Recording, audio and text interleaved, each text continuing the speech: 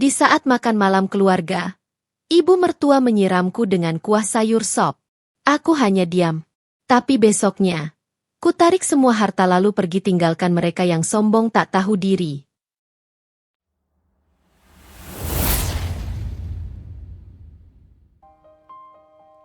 Alarm ponsel Kirana berbunyi pukul 4 pagi. Di luar jendela, langit masih gelap, hanya lampu jalan yang temaram. Kirana membuka mata pelan-pelan, menarik napas panjang, lalu bangkit dari tempat tidur dengan gerakan hati-hati agar tidak membangunkan Arkana yang masih terlelap di sebelahnya. Rutinitas ini sudah bertahun-tahun ia jalani. Bangun paling duluan, tidur paling terakhir. Di dapur, ia menyalakan lampu, menuang air ke dalam ketel, lalu menyiapkan kopi hitam kesukaan Arkana. Sambil menunggu air mendidih, tangannya otomatis meraih buku catatan kecil di sudut meja. Di situ, ia menulis daftar bahan yang harus dicek hari itu di bakery.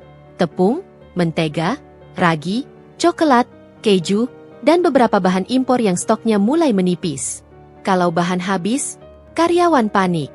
Kalau karyawan panik, produksi terlambat. Kalau produksi terlambat, pelanggan kecewa.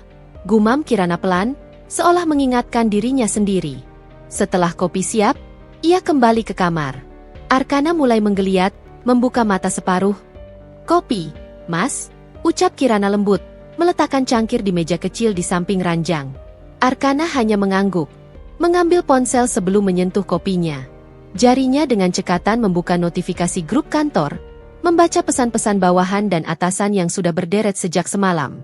Kirana tersenyum tipis. Sudah biasa.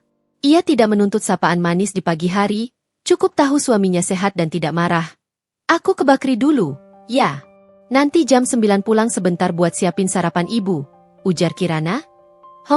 Jawab Arkana singkat, masih menatap layar ponselnya. "Jangan lupa, hari ini ibu mau arisan di rumah. Jangan sampai berantakan."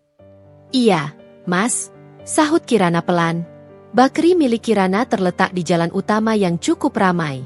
Plang bertuliskan nama usahanya, huruf-huruf emas mengkilap, terpampang jelas di atas pintu kaca. Di balik etalase, roti-roti masih kosong, hari baru saja dimulai, dan aroma mentega belum memenuhi ruangan. Begitu Kirana turun dari mobil, beberapa karyawan sudah menunggunya.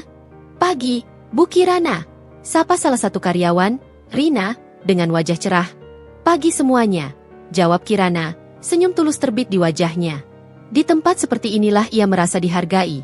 Dipanggil, Bu, bukan hanya sebagai istri seseorang, tapi sebagai pemilik, pemimpin, dan sosok yang mereka percaya. Ia langsung masuk ke dapur produksi, mengecek adonan roti yang sedang diknead di mesin besar, memastikan teksturnya sudah pas. Satu-satu, ia mencicip sedikit krim, saus, dan topping. Disinilah perfeksionis dirinya muncul. Ia tidak segan menegur dengan lembut jika ada yang kurang. "Kak, ini krim kejunya terlalu manis. Kurangi sedikit gula." "Ya, kita mau rasa kejunya lebih keluar," katanya pada salah satu staf. "Iya, Bu." "Siap," jawab staf itu cepat, mencatat di buku resep. Rekam jejak Kirana tidak datang tiba-tiba. Dulu, ia memulai semuanya dari dapur kos kecil, menjual roti dan kue lewat media sosial, mengantar pesanan sendiri dengan motor pinjaman. Hujan-hujan, panas-panas, semua pernah ia rasakan. Pendapatan awalnya bahkan belum cukup untuk membayar sewa tempat tinggal tanpa harus menghemat habis-habisan. Lalu datang masa di mana usahanya mulai dilirik. Pesanan bertambah, akun media sosial bakerynya mulai terkenal lewat foto-foto roti yang menggoda. Saat itu Arkana, yang masih jadi PNS dengan gaji pas-pasan, sempat bangga. "Kamu hebat, Ran.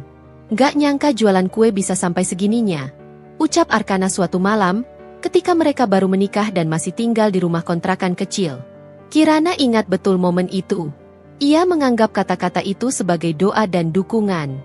Maka ia bekerja lebih keras, lebih lama, sampai akhirnya mereka bisa pindah dari kontrakan sempit ke rumah yang kini mereka tinggali.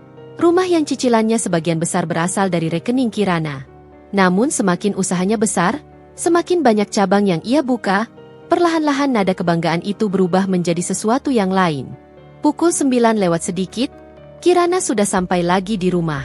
Ia menenteng 2 kotak besar berisi assorted pastry untuk suguhan arisan Bu Indah. Ruang tamu sedang dalam proses dirapikan oleh asisten rumah tangga. Sementara Bu Indah duduk di sofa dengan daster rapi dan kerudung yang sudah disetrika licin. "Kok baru datang?"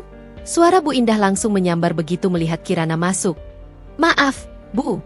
Tadi ada bahan yang harus dicek dulu. Takut kurang. Ini saya bawain pastry buat arisan nanti," jawab Kirana, berusaha terdengar ceria. Bu Indah melirik kotak itu sekilas, lalu mendengus kecil. "Ya bagus sih, daripada beli di luar. Tapi lain kali kalau ada acara di rumah ini, utamain dulu rumah. Bakri itu bisalah diatur," katanya sambil merapikan ujung kerudung. Kirana menelan komentarnya sendiri.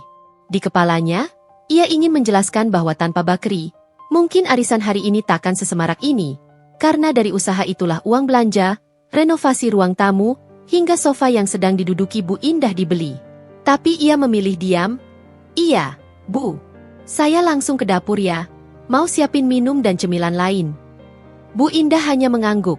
Namun kalimat berikutnya tetap saja menggores. "Ingat, ya, kamu itu sekarang bagian dari keluarga Arkana. Jangan cuma bangga sama toko roti itu. Rumah ini, keluarga ini, juga tanggung jawab kamu." Kirana berhenti sejenak. Kata-kata, "rumah ini," kembali berputar di kepalanya. Rumah ini, yang sertifikatnya ada di laci meja kerjanya, atas namanya. Rumah ini, yang ia pilih desain interiornya, yang ia bayar cicilannya. Tapi di mata Bu Indah, rumah ini sepenuhnya adalah rumah keluarga Arkana, dan ia hanyalah menantu yang ikut. Di dapur, Kirana mulai memotong buah, menyiapkan gelas, mengatur piring kecil. Asisten rumah tangga menatapnya dengan tatapan iba yang disamarkan. "Bu, saya bantu angkat-angkat ya," ujar si asisten. "Terima kasih, Mbak." "Nggak apa-apa. Saya juga sekalian bergerak biar nggak ngantuk," jawab Kirana sambil tersenyum kecil. Di tengah kesibukan itu, ponselnya bergetar. Sebuah pesan dari manajer cabang lain masuk, melaporkan bahwa omzet pagi ini cukup bagus dan ada pesanan besar untuk akhir pekan. Bibir Kirana spontan melengkung. Di satu sisi, hidupnya terasa manis. Usaha yang bertumbuh, karyawan yang loyal, pelanggan yang setia. Tapi setiap kali ia melangkah keluar dari Bakri dan masuk rumah ini, manis itu seperti larut dalam sesuatu yang hambar. Menjelang siang, Arkana pulang lebih awal dengan alasan menemani ibunya menyambut tamu arisan. Ia duduk di ruang tamu, mengobrol dengan Bu Indah, sesekali tertawa. Kirana muncul dari dapur membawa piring berisi kue-kue kecil. "Mas, ini tolong dicicip dulu. Kalau kurang manis atau gimana, nanti bisa saya tambah sausnya," ujarnya, berusaha melibatkan suaminya. Arkana melihat sekilas, lalu berkata, "Ya kamu kan yang jualan kue, harusnya tahu rasanya sudah pas atau belum. Aku sih percaya aja." Kalimat itu mungkin terdengar seperti pujian, tapi intonasinya datar, seolah tidak benar-benar peduli. Kirana meletakkan piring di meja. Ia menatap wajah suaminya sesaat, wajah yang dulu penuh semangat saat membicarakan mimpi bersama, kini lebih sering sibuk dengan pencitraan dan gengsi. "Kamu jangan sampai kelihatan capek nanti di depan tamu, Ran," selip Bu Indah. "Nanti dikira kamu disuruh kerja terus sama Arkana." Kirana tersenyum lagi, senyum yang semakin hari terasa makin tipis. "Iya, Bu." Saat tamu-tamu mulai berdatangan, suara tawa dan obrolan memenuhi rumah. Dari luar, hidup Kirana tampak sempurna. Suami PNS yang tampak mapan, rumah besar, mertua yang kelihatan anggun, dan usaha Bakri yang sukses. Selesai arisan, rumah masih ramai dengan sisa suara tawa yang menggantung di udara. Piring-piring kotor menumpuk di dapur, beberapa gelas masih berisi teh yang tinggal seperempat. Asisten rumah tangga sibuk membereskan, sementara Bu Indah sudah kembali ke kamarnya karena lelah. Kirana berdiri di dekat wastafel, menggulung lengan baju, mencuci piring satu persatu. Air hangat mengalir, busa sabun menutupi piring. Namun pikirannya melayang ke belakang, ke masa ketika semua ini belum ada. Ke masa ketika, Bakri Kirana, bahkan belum punya nama. Dulu, beberapa tahun lalu, saat ia dan Arkana baru menikah, mereka tinggal di rumah kontrakan sempit di gang kecil. Atapnya sering bocor kalau hujan deras. Lantainya masih keramik kusam, dan suara motor dari luar mudah sekali menembus dinding. Di sana, di dapur mungil dengan kompor satu tungku, Kirana memulai mimpi yang sekarang disebut orang, bisnis Bakri. Saat itu, alatnya seadanya, mixer kecil hadiah pernikahan dari sahabatnya, oven tangkring yang harus diawasi terus agar tidak gosong, dan loyang-loyang bekas yang ia beli dari toko peralatan bekas. Malam itu, hujan turun deras. Di luar, suara air menumbuk aspal dan genteng menyatu jadi satu. Di dalam dapur yang pengap, Kirana mengaduk adonan dengan tangan karena mixer kecilnya kepanasan dan mati mendadak. Ya Allah, jangan sekarang, desahnya panik sambil melihat jam dinding. Hampir pukul 11 malam. Ada puluhan roti manis yang harus ia kirim besok pagi ke kantor seorang pelanggan yang memesan untuk acara ulang tahun kantor. Uang muka sudah dibayar, dan ini adalah pesanan terbesarnya saat itu. Arkana keluar dari kamar, menguap lebar. Masih ngadon juga? Besok aja lanjutin, Ran. Udah malam? Kalau besok, gak keburu proofing adonannya. Mas, sahut Kirana, tetap menguleni adonan. Ini pesanan banyak, lumayan buat nambah bayar kontrakan bulan depan. Arkana menatapnya beberapa detik, lalu mengangguk. Ya sudah, jangan terlalu malam. Aku tidur duluan ya. Besok aku kerja pagi.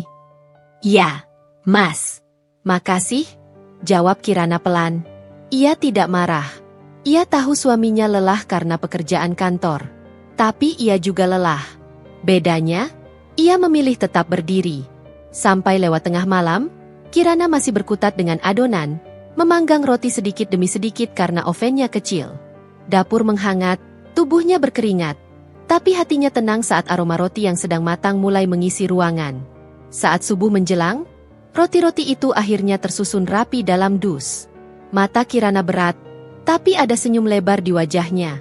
Ia mandi cepat, memakai jaket tipis, lalu meminjam motor tetangga yang biasa disewakan harian. Dalam hujan rintik yang belum juga reda, ia mengantar pesanan itu sendiri. Kantornya cukup jauh, tapi ia tak punya banyak pilihan. Di sepanjang perjalanan, ia hanya berdoa agar roti tidak basah dan ban motor tidak selip. Setelah pesanan terkirim, ia baru benar-benar merasa lega. Dan ketika pelanggan itu mengirim pesan siang harinya, rotinya enak banget, Bu, teman-teman kantor suka. Minggu depan pesen lagi, ya? Kirana hampir menangis di depan layar ponselnya. Itu adalah hari pertama ia yakin, aku bisa hidup dari sini. Dari roti, dari kue, dari tepung dan ragi. Langkah-langkah kecil itu perlahan menjadi jejak panjang. Dari dapur kontrakan, ia pindah ke tempat produksi kecil di ruko sewaan, lalu membuka toko pertamanya di jalan utama. Promosi lewat media sosial, foto roti yang cantik, dan testimoni pelanggan membuat namanya cepat beredar. Ada hari-hari ketika kelelahan hampir membuatnya tumbang. Pernah satu waktu, salah satu pemasok bahan utama menipu, mengirim tepung kualitas buruk yang membuat seluruh batch roti gagal. Adonan bantat, oven menyala sia-sia, dan ia harus membuang puluhan loyang roti ke tempat sampah. Malam itu ia duduk di lantai dapur produksi, memandangi roti-roti yang tampak sedih dalam keadaan busuk. Bahunya bergetar menahan tangis. Kalau kayak gini terus, bangkrut aku, bisiknya. Namun besoknya, ia berdiri lagi. Ia cari pemasok baru, nego harga, belajar lebih teliti. Ia ikut kursus online, mengikuti seminar bisnis, membaca buku-buku tentang manajemen toko dan keuangan, semua di sela-sela mengaduk krim dan memanggang roti. Lambat laun, penghasilan bakrinya mulai stabil. Ia mempekerjakan karyawan penuh waktu, lalu menambahkan lagi ketika toko pertama sudah mulai ramai.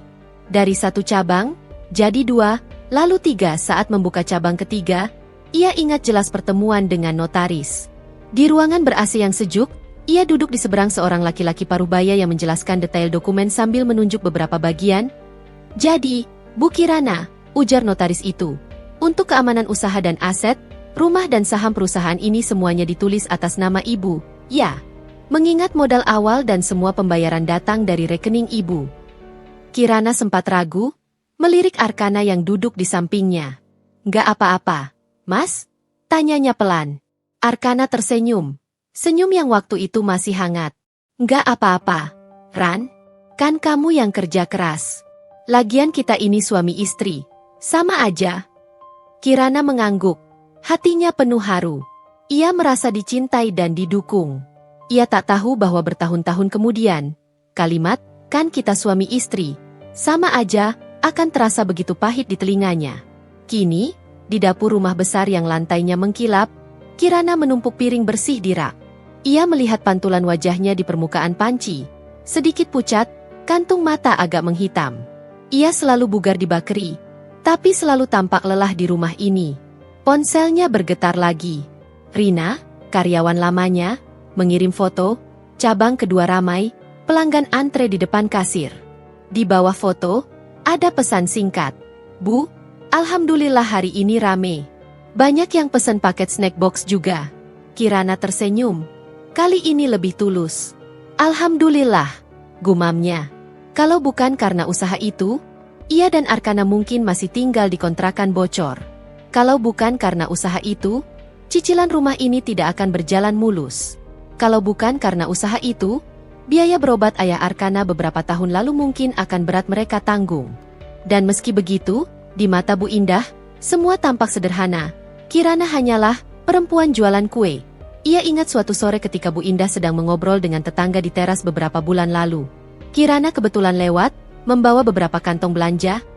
Alhamdulillah ya, Bu Indah, sekarang rumahnya bagus, anaknya PNS, menantunya juga punya usaha, kata si tetangga. Rezeki banget. Bu Indah tersenyum anggun. Iya, alhamdulillah. Anak saya, Arkana, dari dulu memang rajin. Rezekinya luas, katanya. Istrinya bantu-bantu dikit jualan roti. Bantu-bantu dikit. Kirana yang baru saja membuka pagar, berhenti sesaat. Kata-kata itu terasa seperti pasir halus yang masuk ke dalam matanya. Tidak terlalu menyakitkan di luar, tapi perih di dalam. Ia ingin menjawab, Bu, usaha saya ini bukan bantu-bantu dikit. Ia ingin berkata, Bu, saya bukan sekadar istri yang kebetulan jualan roti. Tapi ia hanya menarik napas, tersenyum sopan pada tetangga, lalu berkata, Permisi, Bu, sebelum melangkah masuk. Dalam hati, ia menghibur dirinya, tak apa tidak terlihat. Yang penting Allah lihat. Yang penting usaha ini berkah. Namun hari demi hari, kalimat-kalimat kecil seperti itu menumpuk. Menjadi beban tak kasat mata yang menggerogoti pelan-pelan. Di bakery, ia dipanggil Bu Kirana dengan hormat. Di rumah, ia diperlakukan seperti orang yang sedang menumpang, seperti yang berutang budi pada keluarga Arkana. Padahal kalau ia mau jujur, ia bisa saja berkata, kalau ada yang menumpang di sini, Bu, mungkin justru bukan saya. Tapi Kirana tidak pernah mengucapkannya. Demi menjaga perasaan, demi menjaga nama baik keluarga, demi menjaga rumah tangga, demi suami yang ia cintai, yang dulu menemaninya di dapur kontrakan, meski hanya dengan mengantuk di kursi. Ia menutup keran air, mengeringkan tangannya dengan lap bersih. Di luar, suara televisi dari kamar Bu Indah terdengar samar-samar. Suara sinetron keluarga yang selalu berakhir bahagia. Mertua yang ramah, menantu yang dicintai, suami yang selalu membela. Kirana tersenyum miris. Hidup nggak sesederhana itu, ya, bisiknya pada dirinya sendiri. Siang itu, ruang kerja Arkana terasa lebih riuh dari biasanya. Di meja-meja, berkas menumpuk, suara keyboard berpadu dengan dering telepon. Di sudut dekat jendela, beberapa rekan kerjanya berkumpul, tertawa sambil memegang kotak kecil berisi roti dan kue. Enak banget, sumpah. Ini yang rasa keju, ya? Ujar salah satu rekan, Ardi, sambil mengunyah lahap. Iya, katanya ini dari bakery istrinya Pak Arkana, sahut yang lain. Nama Kirana disebut, dan otomatis semua kepala menoleh ke arah meja Arkana. Pak Arkana, panggil Ardi sambil melambaikan tangan. Nih, terima kasih ya, rotinya mantap. Kok Bapak nggak buka cabang di dekat kantor? Bisa laku keras. Nih. Arkana tersenyum tipis. Oh, iya, sama-sama. Kebetulan ada sisa pesanan, jadi saya bawa ke sini. Wih, keren banget, istrinya pengusaha sukses. Celetuk seorang rekan perempuan. Kita-kita masih mikir cicilan. Istrinya Pak Arkana sudah punya beberapa cabang bakery. Pantes Bapak kelihatan adem, ya, hidupnya aman. Beberapa orang tertawa. Kalimat, pengusaha sukses, dan hidup aman, menggelitik sesuatu di dalam diri Arkana. Di permukaan ia ikut tertawa, tapi dadanya terasa sedikit sesak. Ya, biasa aja, jawabnya, mencoba merendah. Namanya juga usaha kecil-kecilan. Kecil-kecilan apanya? Pak, saya lihat di Instagram, cabangnya sudah 3. Kalau saya jadi bapak, saya pensiun dini aja, nebeng istri. Sahut Ardi sambil bercanda. Tawa kembali pecah. Kata-kata itu menusuk. Nebeng istri. Arkana tertawa, tapi tawanya kering. Di kepalanya, kalimat itu berulang-ulang. Di kantor, Ia selama ini dikenal sebagai pegawai telaten, rapi, dan penuh tanggung jawab. Ia bangga jadi PNS, merasa punya posisi terhormat di masyarakat. Namun belakangan, bayangan bahwa penghasilan Kirana mungkin sudah melampaui gajinya membuatnya tidak nyaman. Apalagi ketika orang mulai menyamakan rezeki keluarga dengan kesuksesan usaha Kirana, bukan lagi dengan pekerjaan tetapnya sebagai PNS. Sore hari, setiba di rumah, Arkana langsung menyandarkan tubuh di sofa. Dasinya dilonggarkan, kemeja kerjanya masih rapi. Di meja depan televisi, sudah ada teh hangat dan camilan yang disiapkan Kirana sebelum ia tadi sebentar mampir ke bakery. Bu Indah duduk di sebelahnya, menonton sinetron sambil sesekali mengomentari pemain di layar. "Mas capek?" tanya Kirana dari arah dapur, suaranya lembut. "Ya begitulah. Kantor MAH gitu-gitu aja," sahut Arkana tanpa menoleh. "Kerjaan numpuk, gaji segitu-gitu." Bu Indah melirik singkat. "Makanya, Nak, kamu harus bisa naik jabatan. Jangan puas di situ-situ saja. Masa ia kalah mentereng sama usaha istri?" Kirana yang sedang mengelap piring di dapur mendadak diam. Ucapan itu memang tidak diucapkan langsung kepadanya, tapi cukup keras untuk didengar. Arkana menghela napas. "Iya, Bu. Naik jabatan itu nggak semudah itu. Ada proses, ada aturan." "Ya ibu tahu," timpal Bu Indah. "Tapi ibu nggak mau orang lihat kamu seolah-olah hidup enak itu karena istri. Kan kamu laki-laki, kepala keluarga. Harus tetap kelihatan lebih kuat." Kata "lebih" ditekankan, membuat Arkana makin gelisah. "Lagian," lanjut Bu Indah, nada suaranya mulai tajam, "ibu lihat Kirana tuh sibuk terus sama tokonya. Pagi buta udah pergi, pulang sore, kadang malam. Orang luar lihat, pasti mikir, wah, ini rumah berdiri karena istri. Ibu nggak suka kalau kehormatan kamu kayak gitu, Nak." Arkana diam, tapi kata-kata ibunya mengendap pelan-pelan. Ia mengenal Kirana sebagai sosok yang tidak pernah menuntut dirinya soal uang. Kirana juga tidak pernah merendahkannya karena gaji PNS yang tetap. Namun komentar orang-orang, disusul kekhawatiran ibunya, membuat pikirannya jadi keruh. "Mas, ini makan malamnya." Kirana muncul membawa 2 piring nasi dan lauk sederhana. "Aku taruh di meja makan, ya?" "Taruh aja," jawab Arkana singkat. Bu Indah, yang ikut menghampiri meja, menatap Kirana dengan senyum tipis. "Kamu kapan punya waktu benar-benar buat Arkana, Ran? Jangan sampai dia lebih ditemenin karyawan toko daripada istri sendiri." "Aku setiap malam di rumah kok, Bu," jawab Kirana halus. "Pagi memang ke bakery, tapi siang pulang, terus kalau ada urusan baru balik lagi." Ya semoga saja Arkana nggak merasa dianaktirikan sama roti-roti kamu itu," sindir Bu Indah. Kirana menunduk, memilih tidak menanggapi. Arkana melirik istrinya, namun bukan untuk membela. Ada bagian di dalam dirinya yang diam-diam bertanya, "Iya, apa aku selama ini cuma nomor 2 setelah toko?" Seiring hari berganti, komentar-komentar halus itu berubah menjadi hasutan yang lebih jelas. Setiap ada kesempatan, Bu Indah menyisipkan pandangannya tentang bagaimana seharusnya laki-laki dan perempuan dalam rumah tangga. "Laki-laki itu, Nak, meskipun istrinya punya penghasilan, tetap harus jadi yang nomor 1, katanya suatu malam ketika mereka duduk berdua di ruang tamu, Kirana sedang mandi. "Kalau dari sekarang kamu membiarkan Kirana terlalu dominan, nanti kamu sendiri yang digilas."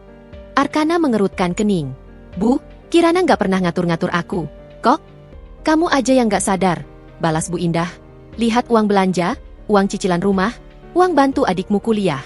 Kebanyakan dari dia, kan? Kalau kamu nggak tegas, nanti kamu cuma jadi suami Kirana si pengusaha, bukan Arkana yang punya wibawa." Kalimat itu menancap tajam. Bukan lagi sekadar kekhawatiran seorang ibu, tapi dorongan kecil ke arah rasa iri yang sebelumnya tidak begitu kuat di hati Arkana. Kirana baru saja pulang dari bakery setelah mengecek produksi Sabtu, hari tersibuk.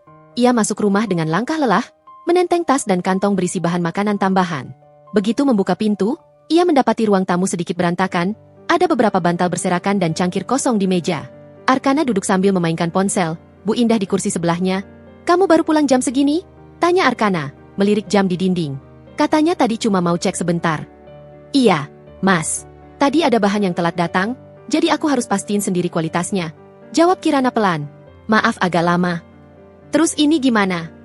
Arkana menunjuk ruang sekitar. "Rumah berantakan, ibu sendirian di rumah. Kamu nggak kepikiran, apa?" Kirana menatap ruang tamu. "Nanti aku bersihin sekarang, Mas. Tadi begitu sampai aku langsung ke dapur buat siapin makan siang dulu." Bu Indah menambahkan, seolah menguatkan. "Ibu dari pagi di rumah, Nak." Kirana bilang mau sebentar, ternyata hampir setengah hari. "Ibu sih cuma khawatir aja. Jangan sampai kamu jadi suami yang dinomor 2-kan." Kirana menghela napas pelan. "Aku nggak pernah niat nomor 2-kan Mas, Bu. Usaha itu juga buat rumah ini, buat keluarga kita. Kalau aku nggak ke toko, karyawan bingung, pesanan kacau." Alasan terus Bakri. Bakri, potong Arkana, nada suaranya meninggi. Kamu kan istri. Tugas di rumah jangan sampai kalah sama kerjaan. Aku capek pulang kantor kalau rumah berantakan. Padahal hari itu bukan hari kerja, dan Arkana seharian hanya di rumah. Tapi logika itu tak lagi berpihak pada Kirana. Ia ingin menjelaskan, ingin berkata bahwa ia pun capek bekerja. Bangun sebelum subuh, mengurus puluhan karyawan, memastikan ratusan pelanggan puas. Namun saat melihat ekspresi Arkana dan Bu Indah, kata-katanya menguap. Maaf, Mas. Aku beresin sekarang, ucap Kirana, lalu meletakkan tas dan mulai merapikan bantal. Malamnya, ketika semua sudah tenang, Kirana duduk di meja kerjanya di kamar. Di hadapannya terbuka laptop berisi laporan keuangan Bakri. Baris demi baris angka terpampang, omset harian, pengeluaran bahan baku, gaji karyawan, dan transfer bulanan ke rekening rumah tangga. Matanya berhenti di satu kolom. Transfer otomatis ke rekening bersama yang digunakan untuk membayar cicilan rumah, listrik, air, kebutuhan harian. Angkanya cukup besar, dan sebagian besar berasal dari laba Bakri. Selama ini, ia tidak pernah mempermasalahkan. Ia menganggap itu bagian dari tanggung jawab sebagai istri, sebagai partner hidup. Namun setelah hari-hari penuh sindiran dan kurangnya penghargaan, hatinya mulai mengajukan pertanyaan. Selama ini, aku yang menanggung banyak, tapi kenapa aku yang selalu dianggap kurang? Ia menggeser kursor, membuka folder lain, dokumen sertifikat rumah atas namanya, saham perusahaan yang juga tertulis atas nama Kirana. Notaris dulu menyarankan demi keamanan usaha, tapi sekarang ia melihat semuanya dengan kacamata berbeda. Bukan untuk balas dendam. Belum, namun malam itu, Kirana mulai merapikan semua catatan keuangan lebih rapi dari sebelumnya. Ia menandai beberapa transaksi, membuat daftar aset dalam satu file terpisah. Jika dulu ia melakukan semua ini karena saran konsultan bisnis, sekarang ada alasan lain yang tumbuh pelan-pelan di dalam dirinya, melindungi diri. Sementara di kamar sebelah, Bu Indah masih berbicara pada Arkana sebelum tidur. Ingat, nak, ucapnya pelan. Jangan sampai kamu kalah dari istri sendiri. Laki-laki yang membiarkan itu, lama-lama akan dipijak. Arkana mengangguk, setengah mengantuk, setengah terpengaruh. Rasa bangga yang dulu ia miliki saat menyebut nama Kirana, kini tercampur oleh rasa tidak aman yang tak mau ia akui. Pagi itu, sinar matahari menembus tipis gorden ruang tamu. Rumah terlihat tenang dari luar, tapi di dalamnya, Kirana sudah bergerak sejak subuh. Ia menyalakan kompor, memasak sayur bening dan tempe goreng, lalu menyiapkan teh manis di teko besar. Arkana masih di kamar mandi, bersiap berangkat kerja. Bu Indah duduk di meja makan dengan raut wajah datar, memainkan sendok di atas piring kosong. Kok sayurnya ini lagi? Ini lagi? Komentar Bu Indah saat Kirana meletakkan mangkuk sayur di meja. Ibu bosan, Ran. Coba sesekali masak yang agak niat, gitu? Kirana menahan diri untuk tidak menghela napas terlalu keras. Maaf, Bu. Tadi waktunya agak mepet. Nanti siang saya masak menu lain. Ya, Ibu mau apa? Entahlah, jawab Bu Indah sambil mengangkat bahu. Ibu kan cuma ikut makan. Kamu yang atur. Katanya punya usaha. Masa mikirin menu aja susah? Kirana tersenyum kaku. Iya, Bu. Arkana keluar dari kamar, merapikan lengan ke meja dinasnya. Sarapan apa? Tanyanya tanpa menatap siapapun secara khusus. Ada sayur bening, tempe goreng, sama telur balado, Mas, jawab Kirana cepat. Kalau kurang, nanti aku gorengkan sosis. Ya sudah, sahut Arkana singkat, lalu duduk di kursi menghadap piringnya. Mereka bertiga makan dalam diam beberapa saat. Hanya suara sendok dan piring yang terdengar. Sesekali, Bu Indah melirik Kirana, seolah selalu menemukan sesuatu yang salah. Kamu nanti pulang jam berapa? Tanya Arkana tiba-tiba. Pagi ini aku ke cabang utama dulu, Mas. Soalnya ada vendor baru yang mau ketemu. Habis zuhur insya Allah aku pulang. Siang siapin makan. Habis itu sore balik lagi sebentar. Jelas Kirana? Sering banget, balik lagi sebentar. Itu, gumam Arkana. Rumah jadi kayak tempat numpang lewat. Kalimat itu menghantam Kirana lebih keras dari yang ia kira. Maaf, Mas, aku usahain cepat. Hanya itu yang bisa ia ucapkan. Padahal, dalam hati ia ingin bertanya. Kalau rumah benar-benar sepenting itu bagimu, kenapa kamu sendiri pulang hanya untuk menonton TV dan tak pernah menyentuh sapu? Bakri selalu menjadi pelarian Kirana dari sesak yang tak bisa ia jelaskan. Begitu memasuki toko, menyapa karyawan, dan menghirup aroma roti yang baru keluar dari oven, dadanya terasa sedikit lebih lega. Bu, ini laporan kemarin, kata Rina sambil menyerahkan map. Alhamdulillah, penjualan meningkat lagi, terutama varian roti abon dan cinnamon roll. Bagus, jawab Kirana, kali ini dengan senyum lebih lebar. Terus jaga kualitas, ya, jangan sampai menurun. Ia membaca laporan sebentar, lalu memeriksa dapur produksi. Di sini, orang-orang menyapanya dengan hormat, menanyakan pendapatnya, mendengarkan instruksinya. Ia dihargai. Pendapatnya penting. Namun jam di dinding terus berdetak mengingatkannya. Sebentar lagi ia harus pulang ke rumah. Tempat yang secara hukum adalah miliknya, tapi secara suasana terasa seperti milik orang lain. Benar saja, saat ia tiba di rumah sekitar jam 1 siang, suara sinetron sudah terdengar keras dari ruang keluarga. Bu Indah duduk di sofa dengan posisi paling nyaman, memeluk bantal kecil, sementara piring bekas makan camilan tergeletak di meja. Lantai berdebu tipis, dan ada beberapa remah kerupuk di karpet. Kirana mengganti sandal, lalu langsung merapikan meja tanpa berkata apa-apa. "Kamu baru datang?" tanya Bu Indah tanpa menoleh. "Iya, Bu. Maaf agak telat. Tadi meeting vendor sedikit lama," jawab Kirana sambil mengangkat piring. "Kalau di rumah ada kamu, enak, Ran. Rumah kerasa ada yang ngurus," kata Bu Indah. Nada suaranya seperti pujian, tapi terselip tuntutan. "Kalau kamu di toko terus, Ibu sama Arkana kayak kos di rumah sendiri. Padahal kan ini rumah keluarga." Kirana berhenti sesaat. "Iya, Bu, rumah keluarga," ulangnya pelan. "Keluarga siapa?" pikirnya dalam hati. Sertifikat rumah ini disimpannya sendiri di lemari pakaian di kamar. Semua cicilan yang dicatat di rekening mengarah pada namanya. Tapi setiap kali Bu Indah menyebut rumah keluarga Arkana, Kirana merasa seperti hanya orang luar yang kebetulan diizinkan tinggal. "Mas mau makan siang apa?" tanya Kirana ketika ia masuk ke kamar untuk mengganti baju dan melihat Arkana sedang duduk di tepi ranjang, melepas jam tangan. "Terserah kamu aja," jawab Arkana singkat. "Asal jangan bilang kamu nggak sempat masak. Kamu tadi bilang pulang buat makan siang, kan?" Kirana mengangguk. "Iya, Mas. Aku ke dapur sekarang." Menjelang sore, setelah semua pekerjaan rumah beres, lantai dipel, piring dicuci, pakaian ditata, Kirana kembali bersiap menuju bakri. Ada beberapa dokumen yang harus ia tanda tangani, dan ia ingin memastikan stok bahan untuk esok pagi aman. Di depan pintu, ia memakai jilbab sambil mengecek ponsel. Bu Indah yang baru keluar dari kamar langsung mengernyit. "Kamu mau ke toko lagi?" tanyanya. "Iya, Bu. Cuma sebentar, paling sampai habis maghrib. Ada yang harus aku cek." Bu Indah menghela napas panjang, seolah yang dilakukan Kirana adalah dosa besar. "Ibu tuh bingung sama kamu, Ran. Kamu mau jadi istri apa mau jadi bos toko? Laki-laki itu butuh istri yang ada di rumah. Arkana itu pulang kantor pasti capek. Pengen rumah tenang, rapi, istri siap menyambut." "Kapan sih rumah ini nggak rapi?" hampir meluncur dari mulut Kirana, tapi ia tahan. Ia memilih berkata, "Aku nggak akan lama, Bu. Nanti malam aku di rumah kok." "Kamu gitu-gitu terus," sahut Bu Indah, menggeleng. "Jangan nyesel kalau suatu hari Arkana bosan." Kirana terdiam. Kata-kata itu menusuk, meski sudah berkali-kali ia dengar versi lain. Tekanan itu seperti tali yang semakin hari semakin kencang di lehernya. Tuntutan sebagai istri, sebagai menantu, sebagai pemilik rumah yang tak pernah diakui, dan sebagai tulang punggung finansial yang diam-diam dipandang remeh. Malam itu, setelah urusan di bakri selesai, Kirana kembali ke rumah dengan tubuh letih. Ia mengira semua sudah tenang. Tapi di ruang keluarga ia mendapati Arkana dan Bu Indah sedang menonton TV bersama. Suasana tampak biasa, sampai ia mendengar sepotong percakapan yang membuat langkahnya terhenti. "Kamu harus tegas sama Kirana, Nak." Suara Bu Indah terdengar jelas. Tegas gimana, Bu?" tanya Arkana. "Ya jangan dibiarkan dia terlalu sibuk sama usaha. Suruh dia pilih, mau jadi ibu rumah tangga yang benar, atau terus-terusan di luar. Ibu takut kamu nanti kehilangan wibawa di depan orang-orang. Mereka lebih kenal Kirana sebagai pemilik bakri, daripada kamu sebagai PNS."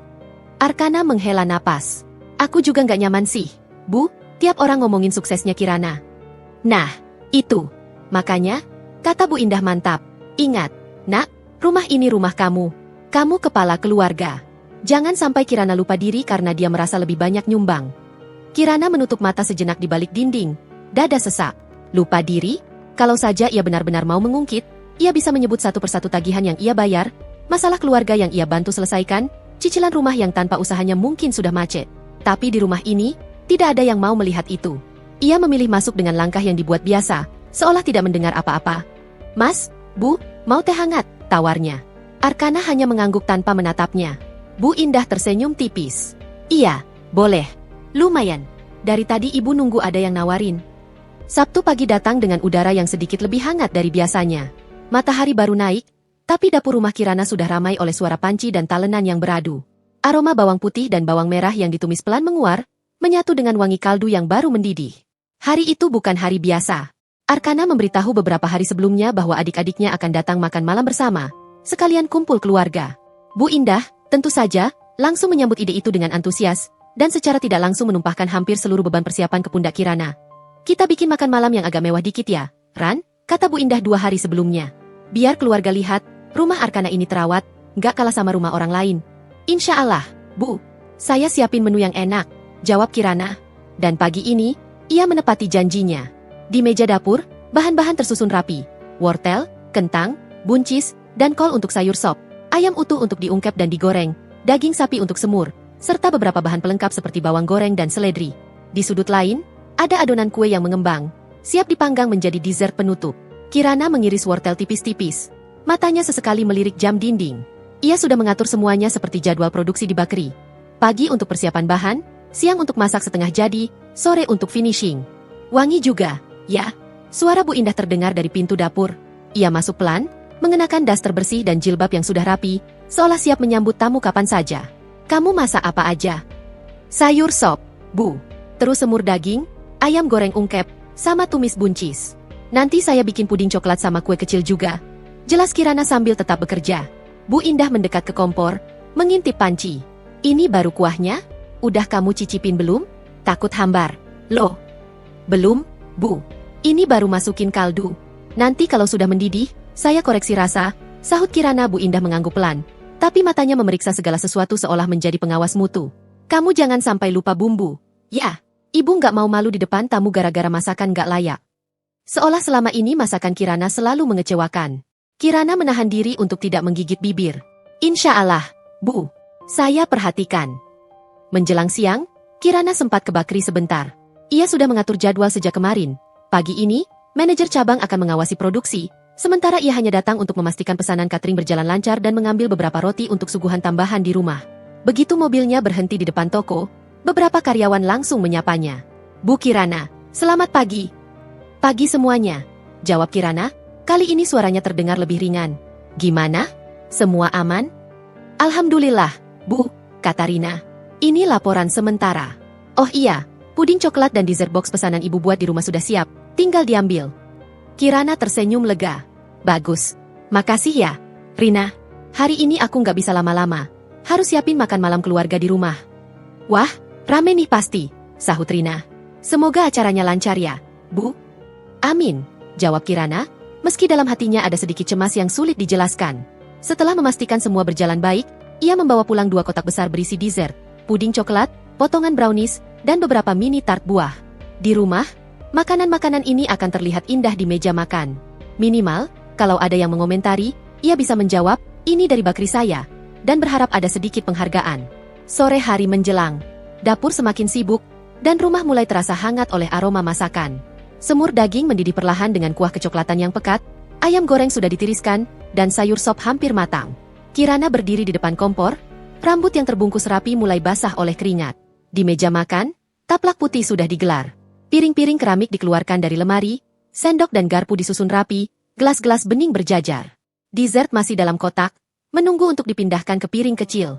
Arkana muncul dari kamar dengan kemeja bersih dan celana kain rapi. Rambutnya sudah tertata, parfum tercium samar. Wajahnya tampak puas melihat rumah yang tertata. Lumayanlah, komentarnya. Nanti adik-adik nggak bisa bilang rumah ini kalah sama tempat lain. Kirana menoleh sebentar. Alhamdulillah kalau Mas suka. Aku usahakan yang terbaik. Ya harus, sahut Arkana, menepuk-nepuk jas yang baru dipakainya. Ini kan rumah keluarga aku. Jangan sampai kelihatan nggak siap. Kirana terdiam. Ada bagian dalam dirinya yang selalu tersentak tiap kali mendengar frase, rumah keluarga aku. Tapi ia hanya menjawab, iya, Mas, lalu kembali ke dapur. Tak lama kemudian, Bu Indah berjalan turun dari tangga. Ia sudah berdandan dengan gamis terbaiknya, jilbab yang warnanya senada, dan sedikit make up di wajah. Seolah-olah dialah tuan rumah yang mengatur segalanya. Ran, itu meja sudah benar penataannya? Tanyanya sambil melirik sekilas. Piring buah jangan taruh di ujung situ. Geser dikit, biar kelihatan gak numpuk. Iya, Bu. Saya geser sekarang, jawab Kirana sambil memindahkan piring sesuai instruksi. Bu Indah mendekati dapur, mengintip ke panci sop yang masih di atas kompor kecil. Ini sopnya belum kamu cicipin? Tanyanya lagi. Baru mau, Bu, sahut Kirana. Ia mengambil sendok, meniup pelan, lalu mencicip sedikit. Kurang garam dikit. Saya tambah, ya. Jangan cuma dikit, nanti rasanya nggak keluar. Sop itu kalau hambar, bikin malu, komentar Bu Indah. Kirana menahan napas. Iya, Bu. Ia menambahkan garam, sedikit lada, dan menyesuaikan bumbu sesuai lidahnya yang sudah terlatih. Di bakery, ia terbiasa menakar rasa dengan presisi. Tapi anehnya, di rumah ini, sekecil apapun kesalahan rasanya bisa menjadi bahan perbincangan panjang. Menjelang maghrib, suara klakson terdengar di luar pagar. Arkana langsung berdiri, merapikan kerah kemejanya, lalu berjalan ke pintu dengan semangat. Itu pasti Dimas sama istrinya, katanya, menyebut nama adik laki-lakinya. Kamu siap ya, Ran? Jangan kelihatan capek. Seolah sejak tadi Kirana sedang bersantai. Pintu dibuka, suara riuh menyambut. Assalamualaikum. Waalaikumsalam. Sahut Arkana dan Bu Indah hampir bersamaan. Kirana keluar dari dapur, mengelap tangannya di celemek. Senyum sudah ia siapkan. Assalamualaikum. Sapanya, mendekati tamu. Silakan masuk. Waalaikumsalam, Mbak Kirana, jawab istri Dimas, Riri. Wah, dari luar aja udah kecium bau masakannya. Harum banget. Dimas tertawa. Iya nih, enak banget jadi kakaknya PNS plus istrinya jago masak dan punya bakery. Komentar itu, walau dimaksudkan sebagai pujian, terdengar berbeda di telinga Arkana. Wajahnya sekilas menegang, tapi ia segera tertawa kecil untuk menutupinya. Nah, makanya kalian juga kerja yang bener, balas Arkana setengah bercanda. Biar bisa kayak kami. Bu Indah mencubit pelan lengan Dimas. Jangan cuma ngomong. Sana taruh tas di kamar dulu. Nanti kita makan bareng. Tamu-tamu lain menyusul datang. Adik bungsu Arkana, sepupu yang dekat dengan keluarga, dan satu keluarga teman lama Bu Indah. Rumah menjadi ramai. Penuh suara obrolan, tawa, dan langkah kaki. Dari luar, suasana tampak hangat dan akrab. Kirana hilir mudik dari dapur ke ruang makan, membawa hidangan satu persatu, ayam goreng yang tampak renyah, semur daging yang kuahnya kental, tumis buncis berwarna hijau cerah, dan sayur sop yang terlihat segar dengan taburan wortel oranye dan seledri. Masya Allah, lengkap banget ini, Kak, celetuk Riri. Kak Kirana masak semua sendiri. Kebanyakan sih iya, jawab Kirana, tersenyum. Ada bantuan sedikit dari Mbak di rumah. Ya namanya juga dia menantu di rumah ini, harusnya memang begitu. Sela Bu Indah, suaranya terdengar seperti bercanda, tapi ujungnya tajam. Di luar kan dia sibuk sama bakery. Masa di rumah nggak ada buktinya? Beberapa orang tertawa kecil, menganggap itu candaan mertua. Hanya Kirana yang merasakan sayatan halus di balik kalimat tersebut. Arkana hanya diam, membiarkan ucapan itu melayang begitu saja. Saat adzan maghrib berkumandang, mereka semua berhenti sejenak. Arkana dan para lelaki ke musala kecil dekat rumah, sementara Kirana dan perempuan lainnya sholat di kamar. Setelahnya, makan malam pun dimulai. Meja penuh makanan, gelas terisi, piring siap. Semua tampak sempurna. Dari sudut pandang orang luar, makan malam keluarga ini adalah gambaran ideal. Rumah besar, keluarga lengkap, hidangan melimpah. Piring-piring sudah penuh, gelas-gelas terisi, dan meja makan malam itu tampak seperti ilustrasi dari majalah. Semur daging di mangkuk besar, ayam goreng tersusun rapi di piring oval, tumis buncis di sampingnya, dan sayur sop di panci bening dengan sendok sayur tergeletak di atas alas kecil. Semua orang sudah duduk. Arkana di ujung meja, posisinya seperti kepala keluarga. Di sebelah kanan, Dimas dan Riri, di sebelah kiri, adik bungsu Arkana dan seorang sepupu. Di sisi lain meja, Bu Indah duduk tegak, sementara Kirana mengambil tempat paling dekat dengan dapur, mudah untuk bolak-balik jika ada yang kurang. Wah, lengkap banget ini, kata Dimas sambil mengangkat alis, terkesan. Mbak Kirana, serius ini semua masakan sendiri? Kirana tersenyum, menatap piringnya sekilas. Iya, Mas. Alhamdulillah sempat semua. Kalau ada yang kurang enak, maaf ya. Kayaknya sih nggak mungkin kurang enak, sahut Riri sambil tertawa. Tiap pesan dari bakery Kak Kirana juga nggak pernah zong. Sekilas, suasana tampak hangat. Canda dan pujian mengisi udara. Arkana tersenyum, meski tipis, menikmati bagaimana orang memandang rumah dan keluarganya malam itu. Bu Indah menegakkan tubuh, bangga dengan keramaian di rumah. Ya sudah, ayo kita baca doa dulu sebelum makan, ucap Arkana. Doa dipanjatkan bersama. Sesudah itu, suara piring dan sendok kembali terdengar. Kirana mulai membagikan nasi untuk satu persatu, mengawali dari Arkana, lalu ibu mertua, lalu yang lain. Sayurnya itu dulu deh, yang sop, kata Bu Indah. Biar hangat-hangat. Baik, Bu. Kirana meraih panci sop, sendok besar di dalamnya beradu pelan dengan pinggir panci. Uap hangat naik ke udara, membawa aroma kaldu dan sayuran.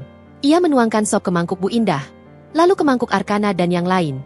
Tangan kirinya memegang panci, tangan kanan memegang sendok sayur. Gerakannya hati-hati, takut tumpah. Silakan, Bu, ucapnya, meletakkan mangkuk di depan Bu Indah. Semua sudah mulai mengambil lauk masing-masing. Tapi Bu Indah belum menyentuh apapun selain sop. Ia mengangkat sendok, meniup pelan, lalu menyuap sedikit kuah ke mulutnya. 1 detik, 2 detik, 3 detik. Wajahnya berubah. Alisnya bertaut, matanya menyipit. Seolah baru saja menelan sesuatu yang sangat tidak bisa diterima. Ini, gumamnya pelan, tapi cukup jelas untuk didengar semua orang. Rasanya apa? Ini? Kirana menegakkan tubuh. Kenapa, Bu? Terlalu asin, ya? Bu Indah meletakkan sendok ke dalam mangkuk dengan sedikit bunyi beradu yang lebih keras dari seharusnya. Suasana meja mendadak hening. Dimas berhenti mengunyah, Riri menoleh. Sepupu yang tadi bercanda kini menatap bingung. Rasa apa ini? Suara Bu Indah kini naik 1 oktav. Rasa apa ini hambar sekali. Kirana merasakan jantungnya jatuh ke perut. Wajahnya memanas, meski ruangan ber-AC. Maaf, Bu, ia berusaha tenang. Tadi sudah saya cicip. Kalau sudah kamu cicip, harusnya kamu tahu ini hambar. Potong Bu Indah garang. Ini makan malam keluarga, bukan warung murah. Masa masak sop aja nggak becus? Arkana mengerutkan kening. Ia menoleh ke mangkuknya sendiri, menyuap sedikit kuah. Ia tidak berkata apa-apa, hanya mengangkat bahu tipis, seolah mengonfirmasi tanpa suara bahwa memang ada yang salah. Biasa aja, Bu, kata Dimas pelan, mencoba mencairkan suasana. Menurut saya sih. Bu Indah mengangkat tangannya, menahan. Kamu diam, Dim. Ibu yang tua di sini, lidah ibu yang paling lama makan masakan rumah. Sop begini tuh, memalukan. Kalimat itu menggantung di udara, berat. Kirana menimbang-nimbang untuk mendekat, menawarkan memperbaiki sop di dapur, menambah bumbu, atau apapun yang bisa menurunkan tensi. Tapi sebelum ia sempat bergerak, Bu Indah melakukan sesuatu yang bahkan dalam mimpi terburuknya pun tak pernah Kirana bayangkan. Dengan gerakan tiba-tiba, Bu Indah menarik panci sayur sop yang ada di tengah meja. Sendok sayur masih di dalamnya, bergoyang, menimbulkan bunyi logam yang menggema. Kalau kamu mau orang percaya kamu bisa jadi istri yang benar, kata Bu Indah dengan mata menyala, minimal masakanmu jangan kayak air cucian begini. Lalu, dalam satu momen yang terasa berjalan sangat lambat bagi Kirana, panci itu dimiringkan. Kuah sop yang masih hangat, penuh potongan wortel, kol, kentang, buncis, tertuang deras. Bukan ke lantai, bukan ke meja, melainkan ke arah Kirana. Cipratan kuah menyambar jilbab dan baju rumah Kirana, mengenai tangan dan sedikit pipinya. Panasnya tidak sampai melukai serius, tapi cukup untuk membuatnya tersentak, menarik napas pendek karena reaksi spontan. Mangkuk di mejanya ikut terdorong, sendoknya jatuh dengan bunyi nyaring. Ruangan terdiam. Waktu seolah berhenti. Tetesan kuah sop menetes dari ujung jilbab Kirana, menodai kain, meninggalkan bekas minyak dan kaldu. Sisa sayuran menempel di lengan bajunya. Di kejauhan, TV menyala tanpa penonton, suaranya tenggelam. Bu, seru Riri spontan, berdiri setengah dari kursinya. Ya Allah, desi sepupu yang lain. Dimas membeku, tidak yakin harus bergerak atau diam. Arkana, tetap duduk. Matanya melebar sesaat, tapi kemudian wajahnya mengeras. Kamu itu, Ran? Suara Bu Indah kembali terdengar, kali ini dengan nada menghakimi yang dingin. Sibuknya luar biasa di luar sana. Tapi masak sop saja, nggak bisa. Ibu malu kalau orang lihat. Untung ini keluarga sendiri. Kirana menatap lurus ke depan. Ia bisa merasakan panas bukan hanya dari kuah sop, tapi dari rasa malu yang membakar sampai ke ujung jari. Urat di lehernya menegang, matanya berair. Tapi ia menggigit bagian dalam pipi, menahan agar air mata tidak jatuh. Kalau ia menangis, ia tahu kalimat berikutnya. Tuh kan, baper. Nggak kuat dinasehatin. Maaf, Bu. Suaranya nyaris tidak terdengar. Saya bisa betulin di dapur. Saya? Betulin apa? Seru Bu Indah, masih keras. Kuahnya sudah kamu buang ke baju kamu sendiri begitu. Kamu kira ini sinetron? Ibu cuma mau kamu itu sadar diri. Jangan cuma bangga punya toko. Di rumah ini, kamu istri. Istri itu harus bisa masak yang benar, bukan cuma jualan roti manis. Riri kembali duduk perlahan, menatap Kirana dengan tatapan cemas. Dimas gelisah, tapi mulutnya tertutup rapat.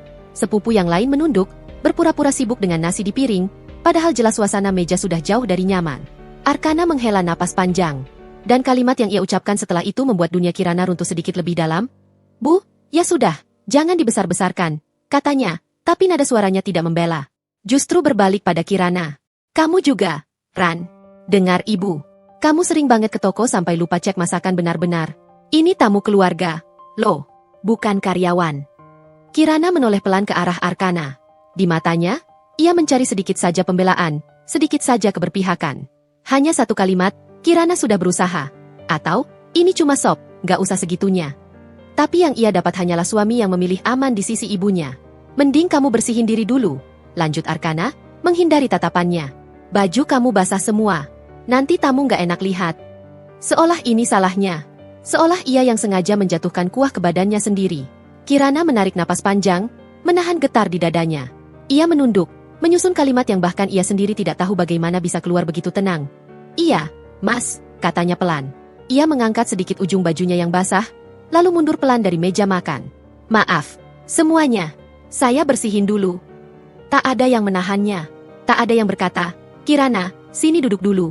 Atau, Bu Indah, Tadi kelewatan. Hanya suara sendok yang kembali bergerak pelan, dan beberapa batu kecil canggung yang mencoba menutupi kekakuan suasana. Di dapur, Kirana bersandar pada pintu yang baru saja ditutupnya. Tangannya gemetar saat membuka celemek. Ia melihat ke bawah, noda kuah sop menyebar seperti peta tak beraturan di baju dan jilbabnya. Air matanya akhirnya jatuh. 1, 2, lalu mengalir deras. Bukan hanya karena kejadian barusan, tapi karena semua hal yang menumpuk selama ini. Ucapan-ucapan menyakitkan, sikap dingin, pengabaian, rasa tidak dihargai meski ia yang paling banyak mengorbankan. Aku dipermalukan di rumahku sendiri, batinnya, perih. Di rumah yang kubayar. Di depan orang yang selama ini ikut menikmati jerih payahku. Ia membuka keran, mencuci lengan yang terkena kuah sop. Air hangat menyentuh kulitnya, menghapus sisa minyak, tapi tidak bisa menghapus rasa perih di dadanya. Dalam pantulan pintu kulkas yang mengkilap, ia melihat wajahnya sendiri. Mata sembab, senyum hilang, hanya tersisa garis lelah yang dalam. Kirana mengusap air mata dengan punggung tangan. Ia tak mau berlama-lama menangis.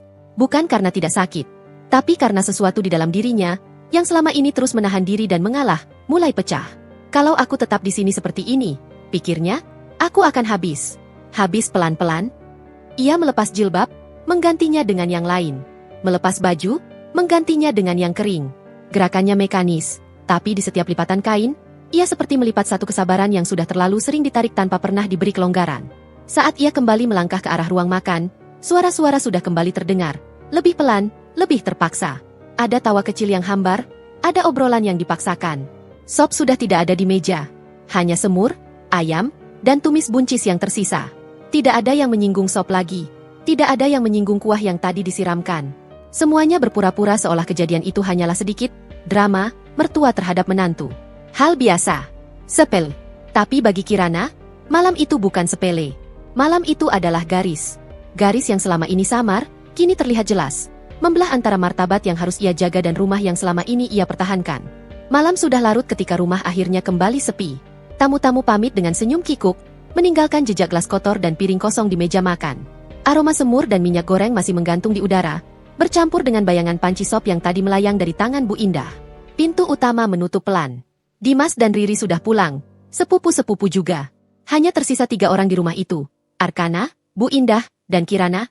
Kamu bersihin dulu meja makan, Ran? Suara Bu Indah terdengar dari ruang keluarga. Ia sudah kembali duduk di sofa, menonton televisi seolah tidak ada apa-apa. Sayang kalau ada sisa, masukin tupperware aja. Iya, Bu, jawab Kirana pelan. Ia mengumpulkan piring dengan tangan yang masih sedikit bergetar. Satu persatu ia tumpuk, lalu bawa ke dapur. Gelas-gelas dikumpulkan, sendok garpu dimasukkan ke baskom. Gerakannya rapi, otomatis, seperti sudah terprogram sejak lama. Hanya saja, kali ini, hatinya tidak ikut terlibat. Tadi, sebelum tamu pulang, Bu Indah masih sempat tertawa kecil, berkata, namanya juga orang tua, kalau ngomel dikit jangan dimasukin hati. Kepada semua orang, seolah yang terjadi hanya sedikit luapan emosi. Tidak ada yang membela Kirana. Tidak ada yang mengatakan itu keterlaluan. Di dapur, ia berdiri di depan wastafel. Air mengalir, busa sabun memenuhi piring. Di balik suara gemericik, pikirannya memutar ulang kejadian beberapa jam lalu.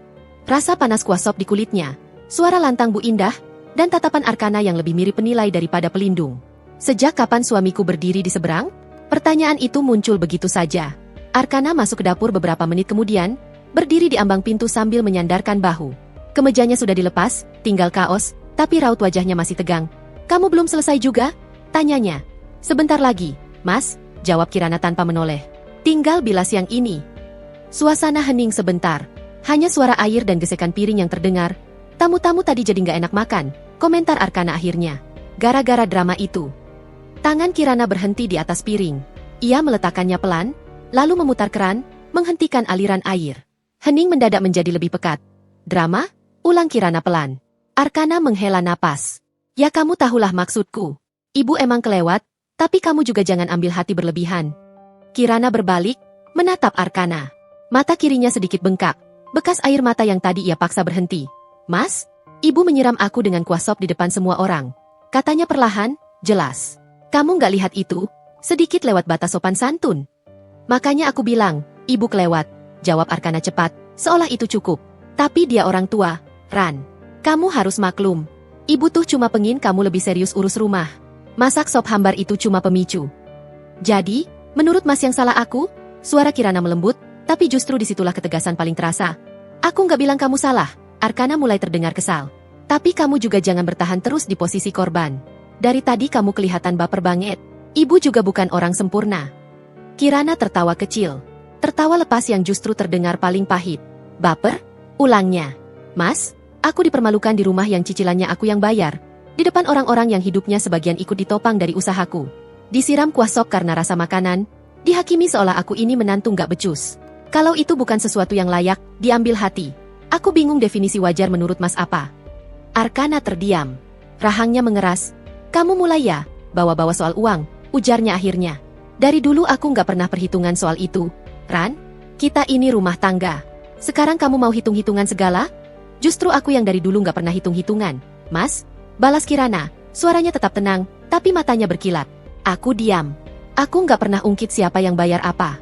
Tapi ketika martabat aku diinjak begini, rasanya kok semua yang sudah aku korbankan jadi kelihatan murah sekali di mata kalian. Kamu ngomong apa sih sebenarnya? Arkana mulai menaikkan suara. Mau apa? Mau aku marahin ibu di depan tamu? Biar kamu puas. Kirana menggeleng. Aku cuma mau dilihat, Mas. Sebagai istri, sebagai manusia. Bukan sebagai orang yang wajar-wajar saja dipermalukan.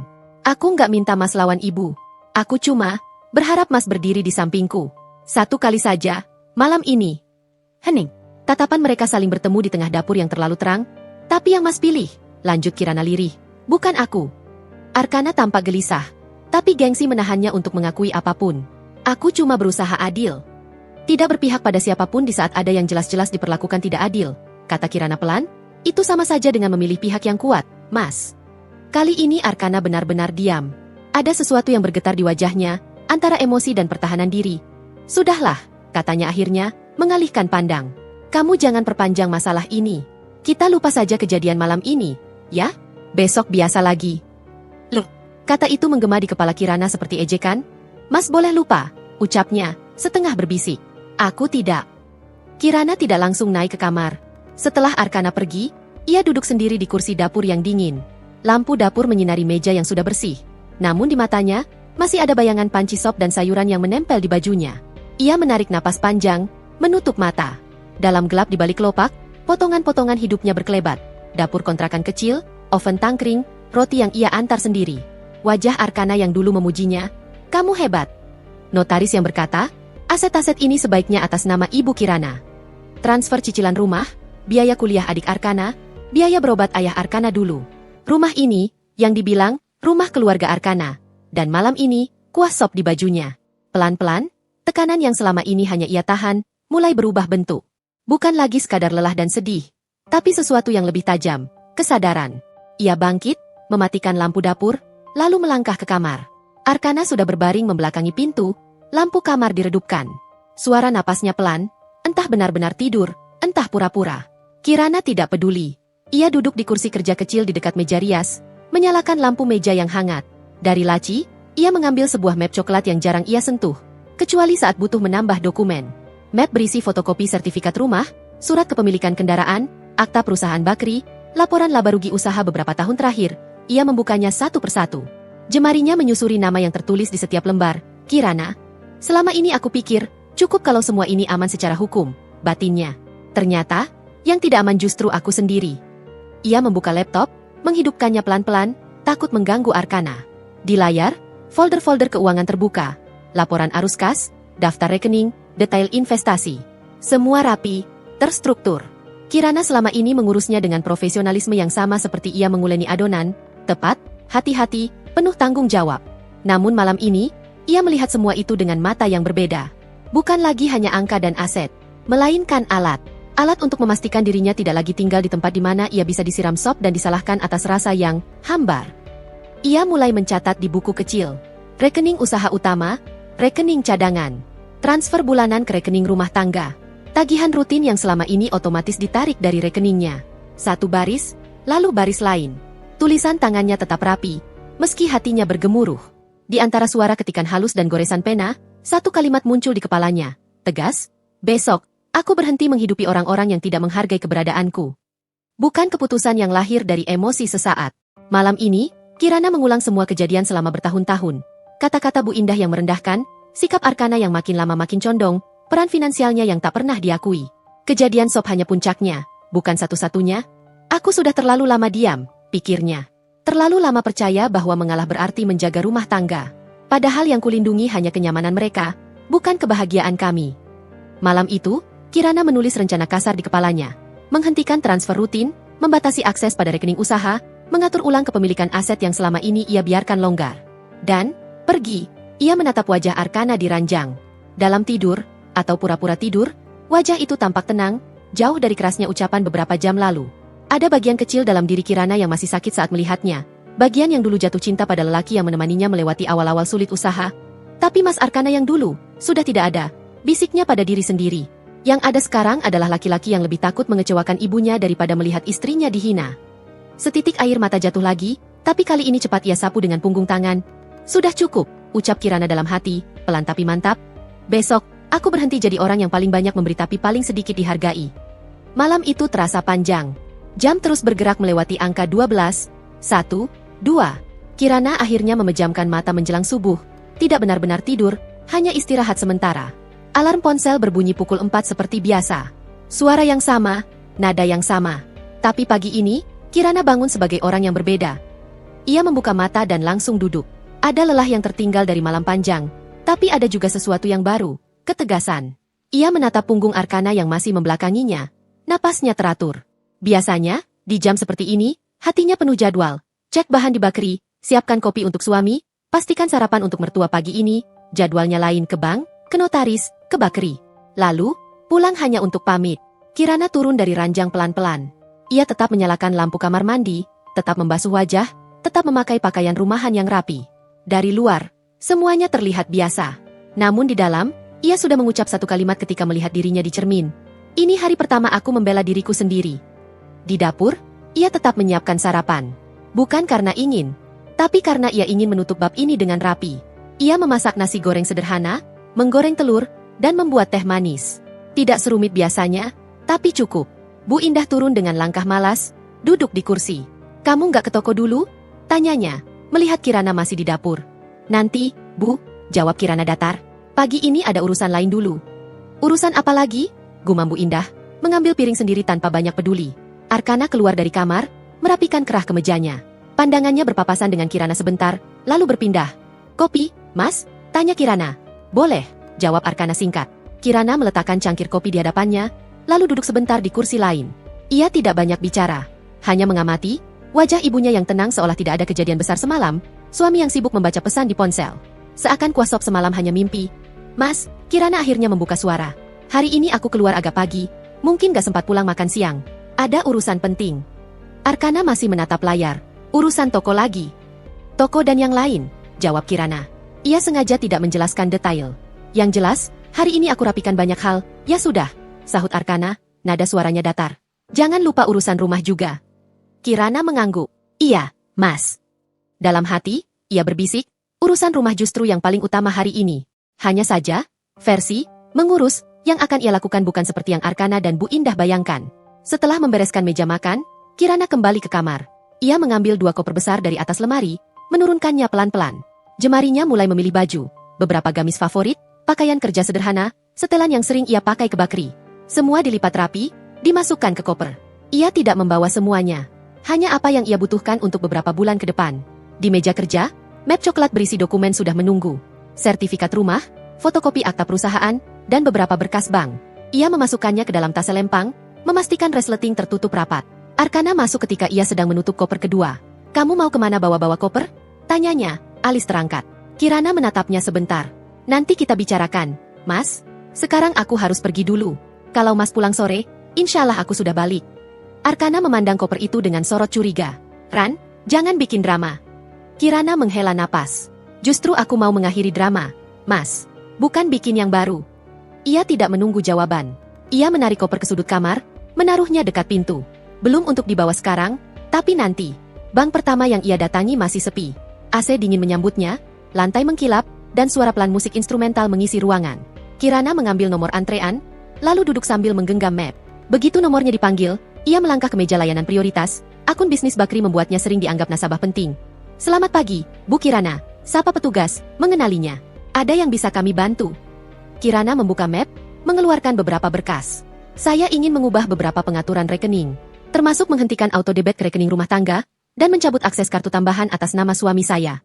Petugas itu sempat terkejut sekilas, tapi segera kembali profesional. Baik, Bu. Untuk penghentian auto debit dan penutupan kartu tambahan, ada beberapa formulir yang perlu Ibu tanda tangani. Ia menandatangani semua dengan tangan mantap. Tidak ada ragu. Setiap tanda tangan seakan seperti garis yang memotong rantai satu persatu. Klik, klik, klik. Mulai bulan depan, tidak ada lagi transfer otomatis ke rekening itu, ya? Tanya Kirana untuk memastikan. Betul, Bu, jawab petugas. Semua instruksi sudah kami hentikan. Kalau nanti Ibu ingin menghubungkan lagi, tinggal ke sini. Kirana tersenyum tipis. Kalaupun terjadi, saya yakin itu bukan dalam waktu dekat. Dari bank, ia menuju kantor notaris yang dulu mengurus akta perusahaannya. Notaris yang sama, ruangan yang sama, sofa coklat, dan sejuk yang sama. Bu Kirana, sambut sang notaris. Lama tak bertemu. Ada yang bisa saya bantu? Ada beberapa hal, jawab Kirana. Pertama, saya ingin memastikan kembali bahwa semua kepemilikan rumah dan perusahaan masih utuh atas nama saya. Kedua, saya ingin menyiapkan kemungkinan pemisahan keuangan lebih tegas dari pihak suami dan keluarganya.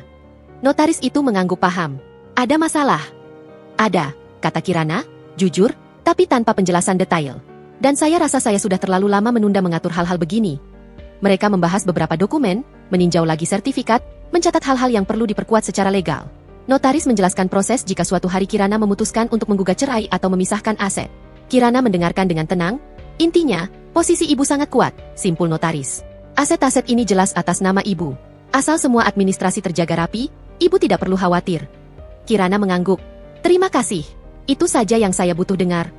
Keluar dari kantor notaris, ia menghirup udara dalam-dalam. Langit cerah, tapi hatinya tahu, ia bukan sedang berjalan-jalan. Ia sedang mengakhiri satu bab. Siang menjelang ketika ia tiba di bakery, Rina dan para karyawan menyambut dengan senyum. Bu, ada apa? Kok kelihatan serius banget? Tanya Rina, setengah bercanda. Kirana tersenyum lelah. Hari ini memang serius, Rin. Ia mengumpulkan beberapa staf kunci di ruang kecil belakang toko. Manajer cabang, kepala produksi, dan admin keuangan. Di hadapan mereka, Kirana menjelaskan beberapa perubahan. Aku akan lebih banyak menghabiskan waktu di luar rumah mulai minggu ini, katanya. Mungkin kalian lihat nanti aku jarang pulang ke rumah lebih awal, tapi jangan khawatir, itu keputusan yang sudah aku pikirkan. Mereka saling pandang, penasaran, tapi tidak berani bertanya terlalu jauh. Untuk keuangan, lanjut Kirana, menatap admin, mulai bulan depan, transfer ke rekening rumah tangga dikurangi drastis. Fokuskan pemasukan untuk modal usaha dan pengembangan cabang saja. Tidak ada lagi pembayaran-pembayaran rutin di luar yang bukan kebutuhan perusahaan. Baik, Bu, jawab admin itu. Nanti saya sesuaikan. Dan satu lagi, kata Kirana. Semua urusan yang selama ini melibatkan nama suami saya, mohon dialihkan kembali ke saya langsung. Kalau ada yang menelepon mengatasnamakan beliau soal uang atau fasilitas dari perusahaan, jangan dilayani tanpa konfirmasi saya. Sebuah kalimat yang dulu mungkin tak pernah ia sanggupi untuk diucap. Tapi hari ini, ia tahu, kalau ia tidak membatasi, dirinya akan terus dimanfaatkan. Bu, panggil Rina pelan setelah rapat selesai. Ibu nggak apa-apa. Kirana menatapnya, lalu menggeleng pelan. Belum, tapi aku sedang menuju ke, akan baik-baik saja. Matahari condong ke barat ketika mobil Kirana memasuki halaman rumah. Dari jendela, ia melihat tirai sedikit bergerak. Mungkin Bu Indah mengintip. Mungkin juga hanya bayangan. Di dalam, suasana rumah sepi. Televisi menyala, tapi tidak ada suara orang berbicara. Arkana belum pulang, Bu Indah duduk di sofa, memandangi layar tanpa benar-benar menonton. Kamu baru datang, komentar Bu Indah dingin. Seharian di luar. Sibuk sekali. Kirana menaruh tas di kursi. Iya, Bu. Banyak yang harus aku urus. Bu Indah melirik, pandangannya jatuh pada mata Kirana yang tenang, bukan lagi mata menantu yang selalu meminta diterima. Mas Arkana sudah pulang, Bu? Tanya Kirana. Belum. Kalau begitu, saya tunggu di ruang makan. Arkana tiba sekitar setengah jam kemudian. Bunyi mobilnya terdengar, disusul pintu depan yang terbuka. Assalamualaikum, sapanya. Waalaikumsalam, jawab Kirana dan Bu Indah, hampir bersamaan, tapi dengan nuansa yang berbeda. Arkana melepas sepatu, masuk, dan menghampiri ruang keluarga. Capek banget hari ini, gumamnya. Banyak laporan harus beres. Mas, panggil Kirana pelan. Ada yang perlu kita bicarakan. Berempat, di meja makan. Kata, berempat, membuat Arkana mengerutkan kening. Berempat. Kita bertiga. Ditambah satu hal yang selama ini selalu hadir tapi kalian pura-pura lupa, jawab Kirana. Yaitu fakta siapa yang benar-benar menanggung hidup di rumah ini. Bu Indah mengangkat alis. Apa maksudmu, Ran? Kirana tidak menjawab. Ia hanya berjalan ke meja makan, duduk di kursinya. Arkana dan Bu Indah menyusul. Meski wajah mereka sudah menunjukkan ketidaksukaan, cepat saja ya, kata Arkana. Aku capek, nggak mau panjang-panjang. Kirana mengangguk. Tenang saja, Mas. Aku sudah terlalu lama yang memanjangkan. Hari ini, aku justru mempersingkat. Ia mengeluarkan map coklat dari tas, meletakkannya di atas meja. Membuka, menyusun beberapa lembar kertas, fotokopi sertifikat rumah, rekening koran, bukti transfer cicilan, catatan keuangan. Ini, katanya, menunjuk lembar pertama, sertifikat rumah ini. Atas nama siapa, Mas? Arkana melirik sekilas. Namamu? Betul. Kirana memindahkan ke samping. Ini rekening koran 3 tahun terakhir. Cicilan rumah, tagihan listrik, air, belanja bulanan. Mayoritas ditarik dari rekening siapa? Tidak perlu dijawab. Angkanya jelas. Ini akta perusahaan Bakri, lanjut Kirana. Atas nama siapa? Namamu juga, gumam Arkana. Betul. Kirana menarik napas. Jadi hari ini, aku ingin menyampaikan beberapa hal dengan sangat jelas. Mulai bulan ini, aku berhenti menanggung biaya hidup kalian. Bu Indah menatap tajam. Apa maksudmu? Kalian? Kamu, Bu, dan Mas Arkana. Suara Kirana tidak meninggi, tapi mantap. Selama ini aku rela. Aku anggap itu ibadah. Tapi setelah kejadian semalam, setelah aku disiram kuah sop dan dipermalukan di rumah yang kubayar, aku sadar, cuma aku yang benar-benar menghargai jerih payahku sendiri. Jangan bawa-bawa kejadian semalam terus, seru Bu Indah. Ibu sudah bilang, ibu cuma emosi. Emosi wajar, potong Kirana. Tapi perlakuan ibu tidak. Dan reaksi Mas Arkana juga tidak. Ia menatap suaminya. Mas bilang ingin lupa kejadian semalam. Mas bisa lupa. Ibu juga. Tapi tubuh dan harga diriku yang dihina, itu tetap tinggal di sini. Karena itu, aku mengambil keputusan. Arkana mengangkat tangan, berusaha mengontrol. Ran, jangan lebay. Ini masalah sop, bukan? Tidak, Mas. Ini bukan cuma masalah sop, sahut Kirana cepat. Ini masalah siapa yang pantas aku beri tempat di hidupku. Dan, kalian sudah berkali-kali menunjukkan bahwa aku hanya dianggap dompet dan tukang masak yang boleh dihinakan. Ruangan mendadak sunyi. Aku sudah hentikan semua autodebit ke rekening rumah tangga, lanjut Kirana. Kartu tambahan atas nama Mas di rekening usaha sudah aku cabut. Perusahaan akan jalan terus. Tapi tanpa aliran uang ke sini kecuali ada perjanjian yang sehat dan saling menghargai. Dan rumah ini, ia berhenti sejenak. Bu Indah menatapnya. Waspada, rumah ini milikku. Secara hukum dan secara pembayaran. Tapi aku tidak ingin lagi tinggal di sini dengan orang-orang yang menganggapku menumpang. Jadi kamu mau usir kami? Suara Bu Indah bergetar, antara marah dan tak percaya. Aku tidak akan mengusir siapapun dengan kasar, jawab Kirana. Aku akan memberi waktu untuk kalian mencari tempat tinggal lain. 3 bulan. Setelah itu, aku akan menjual atau mengosongkan rumah ini. Keputusan ini final. Arkana menatapnya tajam. Kirana, kamu keterlaluan. Yang keterlaluan itu apa, Mas? Tanya Kirana balik. Menghentikan memberi ketika tidak dihargai? Atau membiarkan diriku terus diinjak karena takut disebut egois? Kamu nggak bisa ninggalin rumah gini aja. Arkana memukul meja dengan telapak tangan. Kita ini suami istri. Kirana tersenyum tipis. Senyum yang lebih mirip luka yang sudah kering. Suami istri, Mas? Suaranya turun pelan. Kemarin malam, waktu aku disiram kuah sop dan dipermalukan di depan semua orang, aku tidak merasa punya suami. Kata-kata itu menampar lebih keras dari tangan manapun. Mulai malam ini, aku tidak lagi tinggal di rumah ini, lanjut Kirana. Koperku sudah siap. Aku punya tempat lain, hasil usahaku sendiri. Aku akan tetap menjalankan kewajiban yang menurutku adil. Kalau nanti kita sepakat soal bentuknya. Tapi aku tidak akan lagi hidup di bawah satu atap dengan orang yang melihat penghinaan sebagai drama yang bisa dilupakan. Bu Indah berdiri. Kamu nggak tahu diri, Ran? Kirana ikut berdiri, memegang tasnya. Mungkin selama ini memang begitu kelihatannya, Bu. Karena aku terlalu diam. Tapi mulai hari ini, saya tahu betul nilai diri saya. Arkana mencoba menahan. Ran, kamu mau cerai? Kirana menatapnya lama. Aku belum bisa jawab hari ini. Tapi aku tahu, untuk berpikir jernih, aku harus jauh dulu dari kalian. Ia menarik napas terakhir di ruangan itu sebagai nyonya rumah. Silakan anggap aku jahat, tidak berbakti, egois, apapun. Tapi aku lelah jadi baik dengan cara yang membuat diriku sendiri hancur. Tanpa menunggu jawaban, Kirana berbalik menuju kamar. Ia menarik koper satu persatu, roda kecilnya berisik di lantai yang licin. Tidak ada yang membantu. Tidak ada yang menghalangi secara fisik. Di pintu, ia berhenti sebentar. Menatap ruang tamu, meja makan, dapur, semua tempat di mana ia pernah tertawa, menangis, dan bekerja tanpa henti. Terima kasih, ucapnya lirih, lebih kepada dirinya sendiri. Sudah mengajarkan sampai sejauh ini. Lalu ia melangkah keluar, menutup pintu di belakangnya. Pintu apartemen kecil itu berbunyi pelan ketika Kirana memutarnya. Klik yang lembut. Jauh berbeda dari bunyi pintu rumah besarnya dulu yang berat dan menggema. Ruangan di dalam tidak luas. Hanya satu ruang tengah yang menyatu dengan dapur kecil, satu kamar tidur, dan balkon mungil yang menghadap deretan gedung. Tapi saat ia melangkah masuk untuk pertama kali, beberapa hari setelah meninggalkan rumah, ia merasakan sesuatu yang lama sekali tidak ia rasakan. Tenang, tidak ada suara TV yang terlalu keras, tidak ada komentar tiba-tiba tentang cara ia menaruh piring, tidak ada tatapan yang menunggu celah salahnya. Hanya lengang. Hanya dirinya sendiri. Ia menaruh koper di sudut ruang tamu, meletakkan tas di meja kecil, lalu berdiri di tengah ruangan, memandang sekeliling. Dinding masih polos, perabotan minimalis yang ia pesan online baru sebagian tiba. Sofa abu-abu, meja kayu sederhana, rak kecil untuk buku. Tidak mewah, gumamnya, tapi milikku. Benar-benar milikku. Apartemen ini salah satu investasinya sejak beberapa tahun lalu.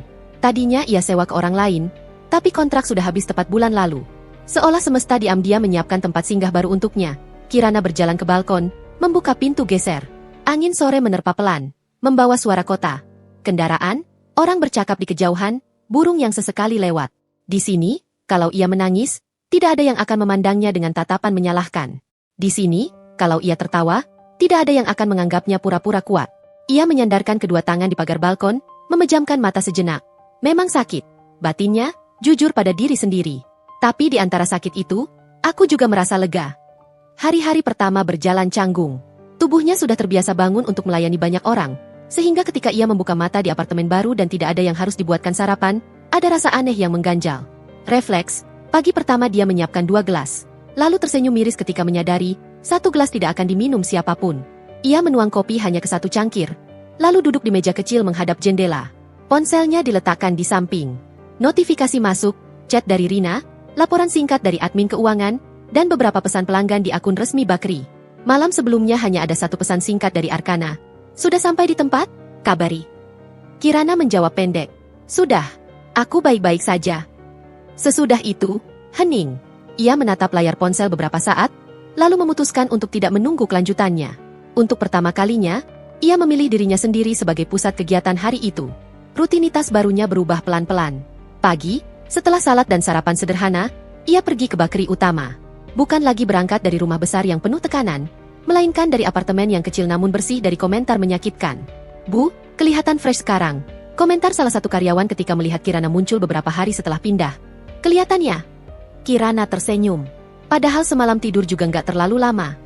Beda auranya, Bu, sahut Rina. Kayak lebih ringan. Kirana tertawa kecil. Mungkin karena aku lagi belajar hidup lebih enteng. Rin, nggak semua beban harus aku gendong.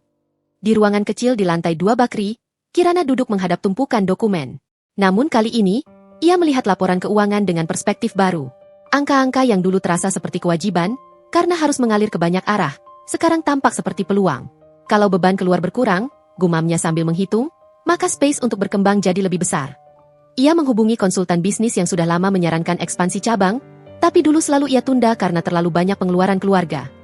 Jadi, Bu Kirana sudah siap dengan rencana cabang keempat? Suara konsultan itu terdengar antusias di seberang telepon. Belum hari ini, jawab Kirana. Tapi saya mau mulai dari memperkuat sistem dulu. Cabang boleh bertambah, tapi aku juga mau punya hidup yang seimbang. Usaha ini penting, tapi aku tidak mau lagi menjadikan diriku tumbal. Ia menutup telepon dengan keyakinan kecil.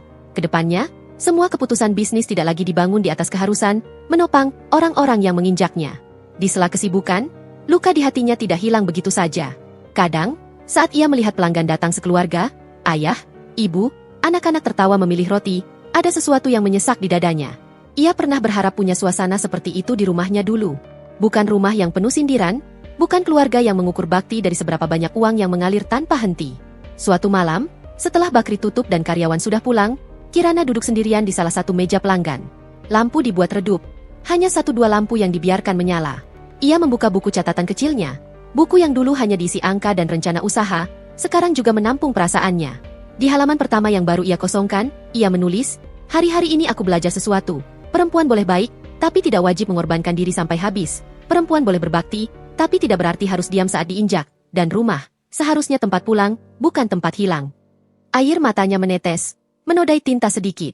Tapi kali ini, ia tidak merasa lemah. Ia merasa jujur. Sahabat lama yang sempat jarang ia hubungi, Laila, datang menjenguk ketika mendengar kabar bahwa Kirana pindah dari rumah besar. "Kamu di sini sekarang?" tanya Laila heran, melihat apartemen Kirana saat berkunjung di akhir pekan.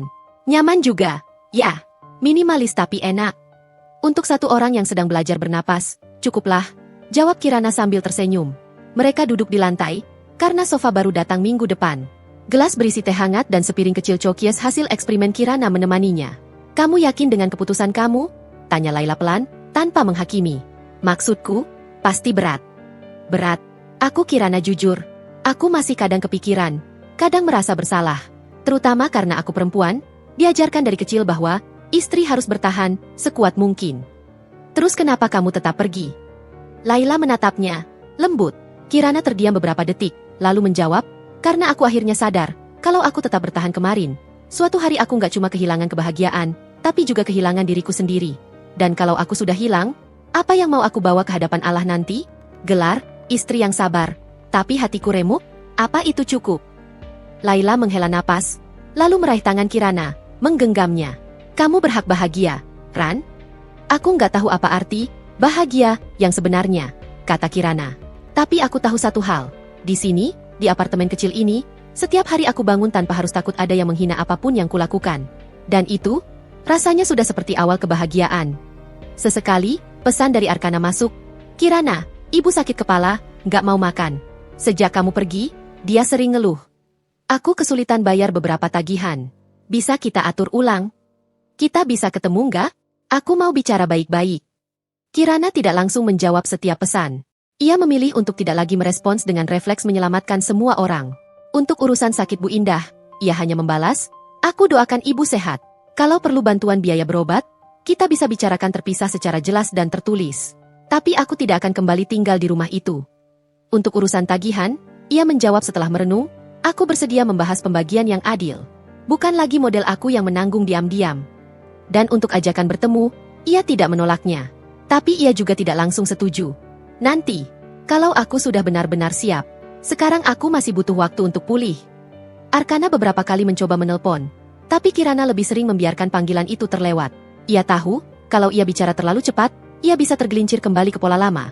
Mengalah, menelan, memaafkan tanpa melihat perubahan nyata. Ia mencintai Arkana, atau setidaknya, pernah. Tapi sekarang ia tahu, cinta tanpa penghargaan pada martabat hanya akan melukai lagi dan lagi. Pelan-pelan, hidup barunya mulai punya pola yang stabil. Pagi ke bakery, siang mengurus administrasi, sore kadang pulang lebih cepat dan menikmati waktu sendiri. Ia menata apartemen sedikit demi sedikit, menaruh tanaman kecil di dekat jendela, menggantung beberapa foto roti-rotinya yang paling ia banggakan, bahkan membeli rak buku untuk menampung buku-buku pembangunan diri dan novel yang sudah lama ingin ia baca tapi tak pernah sempat. Malam, ia mulai punya kebiasaan baru, berjalan sebentar di sekitar gedung, menghirup udara malam tanpa takut pulang dan mendengar komentar sinis. Suatu malam, setelah pulang dari berjalan, ia berhenti di depan cermin sebelum tidur. Perempuan di cermin masih Kirana yang sama, mata besar, wajah lembut, garis lelah yang belum hilang sepenuhnya. Tapi ada sesuatu yang sedikit berbeda. Cara ia berdiri. Tegak, bukan pasrah. "Hidupku belum sempurna," katanya pelan pada bayangannya sendiri. "Lukaku belum sembuh penuh. Tapi aku sudah memilih jalan yang tidak lagi menginjak diriku sendiri. Itu sudah langkah besar." Ia tersenyum kecil. Untuk pertama kalinya dalam waktu yang sangat lama, sebelum memejamkan mata, Kirana tidak merasa seperti perempuan yang pulang ke rumah orang lain. Ia merasa pulang ke dirinya sendiri. 6 bulan setelah malam sayur sop itu, hidup Kirana sudah jauh berbeda. Pagi-pagi, ia bukan lagi bangun dengan dada sesak memikirkan komentar apa yang akan terlontar di meja makan. Ia bangun, salat, membuat kopi untuk dirinya sendiri, lalu berdiri di balkon apartemen kecilnya, memandangi langit yang pelan-pelan berubah warna. Di tangan kirinya, ada kunci ruko baru, calon cabang keempat bakrinya. "Kamu kuat juga, Ran?" gumamnya pada diri sendiri, setengah bercanda, setengah kagum. Dipermalukan pakai sop, bangkitnya pakai roti. Ia tersenyum. Luka itu masih ada. Kenangan kuah sop yang disiramkan Bu Indah tidak hilang begitu saja. Tapi sekarang, setiap kali teringat, rasa sakitnya tidak lagi menikam. Lebih seperti bekas luka yang mengingatkannya bahwa ia pernah memilih bertahan, lalu akhirnya berani pergi. Kabar tentang Arkana dan Bu Indah tidak datang dari gosip tetangga, melainkan dari pesan singkat adik iparnya, "Riri, Kak, maaf ganggu. Kakak nggak usah jawab kalau belum siap. Cuma mau bilang, Mas Arkana dan Ibu sekarang sudah pindah ke rumah kontrakan kecil. Keuangan agak berat. Ibu sering diam lama. Katanya kangen cucian baju yang selalu wangi, bau setrikaannya Kirana. Kalau kakak belum mau ketemu, nggak apa-apa. Cuma, kayaknya mereka mulai benar-benar merasa kehilangan." Kirana membaca pesan itu berulang-ulang. Bukan karena kasihan semata, tapi karena ada rasa aneh, semacam campuran getir dan lega. Dulu, mereka hidup dari jerih payahnya, tapi tidak pernah mengakui. Sekarang, ketika aliran itu berhenti, mereka baru mengerti artinya. Suatu sore, setelah selesai mengatur interior ruko baru, Kirana menerima pesan lain. Kali ini dari Arkana. Kirana, boleh kita ketemu? Bukan untuk memaksa kamu pulang. Aku cuma ingin bicara dan minta maaf dengan benar. Kalau kamu nggak mau, aku mengerti. Kirana menatap layar ponselnya lama sekali. Dalam dadanya, ada dua suara. Satu berkata, jangan, nanti kau luluh. Satu lagi berkata, kau butuh penutup yang jelas. Malam itu, ia berdoa lebih lama dari biasanya. Ia minta diberi hati yang jernih, bukan hati yang dendam, tapi juga bukan hati yang mudah tertipu oleh rasa kasihan. Besoknya, ia membalas, kita bisa ketemu di Bakri Pusat. Hari Minggu, setelah zuhur. Di meja pojok. Hari Minggu itu, Bakri ramai oleh keluarga yang datang menikmati waktu luang. Anak-anak menempel di kaca etalase, memilih donat dan roti kesukaan mereka. Di sudut, di meja pojok, Kirana duduk dengan blus sederhana dan jilbab lembut warna krem. Ia sengaja tidak memakai pakaian yang terlalu formal. Ia datang bukan sebagai istri yang diadili, melainkan sebagai perempuan yang sudah berdiri di atas kakinya sendiri. Arkana datang beberapa menit kemudian. Kirana hampir tidak mengenalinya sejenak. Bukan karena berubah drastis, tapi karena sombong di wajahnya mengendur. Tubuhnya sedikit lebih kurus. Matanya terlihat lelah. Assalamualaikum, sapanya pelan. Waalaikumsalam, jawab Kirana. Ia duduk. Ada jeda canggung beberapa detik. Sebelum akhirnya ia menarik napas panjang. Kirana, Arkana membuka suara, dan kali ini tidak ada nada gengsi di dalamnya. Aku mau minta maaf. Bukan yang kemarin-kemarin, bukan yang cuma lewat chat, tapi sungguh-sungguh. Kirana diam, menunggu. Aku salah. Suara Arkana bergetar.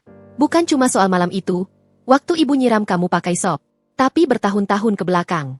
Aku biarkan ibu ngomong seenaknya. Aku biarkan kamu diperlakukan gak adil. Aku sembunyi di balik kalimat, itu orang tua, supaya aku gak perlu berani berdiri di samping kamu. Kirana menatap cangkir teh di hadapannya. Uapnya naik pelan, seperti napas yang tertahan. Aku baru benar-benar sadar, lanjut Arkana, waktu tagihan mulai datang satu-satu, dan gak ada lagi rekening kamu yang diam-diam melunasi. Waktu ibu minta ini itu, dan aku gak bisa lagi bilang, nanti Kirana bantu. Waktu aku pulang kerja ke rumah kontrakan kecil, dan gak ada masakan hangat, gak ada aroma roti yang kadang kamu bawa pulang. Ia tertawa hambar. Aku baru sadar, betapa manja dan sombongnya aku. Akhirnya Mas sadar juga, sahut Kirana pelan. Bukan sinis, hanya jujur. Arkana mengangguk. Iya, sayangnya, terlambat. Aku tahu. Aku cuma, gak mau penyesalan ini aku bawa mati tanpa pernah bilang langsung ke kamu. Ia menatap Kirana, matanya basah. Aku minta maaf, Ran. Sebagai suami, sebagai laki-laki yang harusnya jadi pelindungmu, aku gagal. Untuk beberapa saat, hanya suara sendok dan gelas dari meja-meja lain yang terdengar. Di antara mereka, hening yang panjang berdiri. Kirana, lanjut Arkana, lebih hati-hati, aku gak berani minta kamu kembali sekarang. Aku tahu kamu sudah punya hidup yang tenang.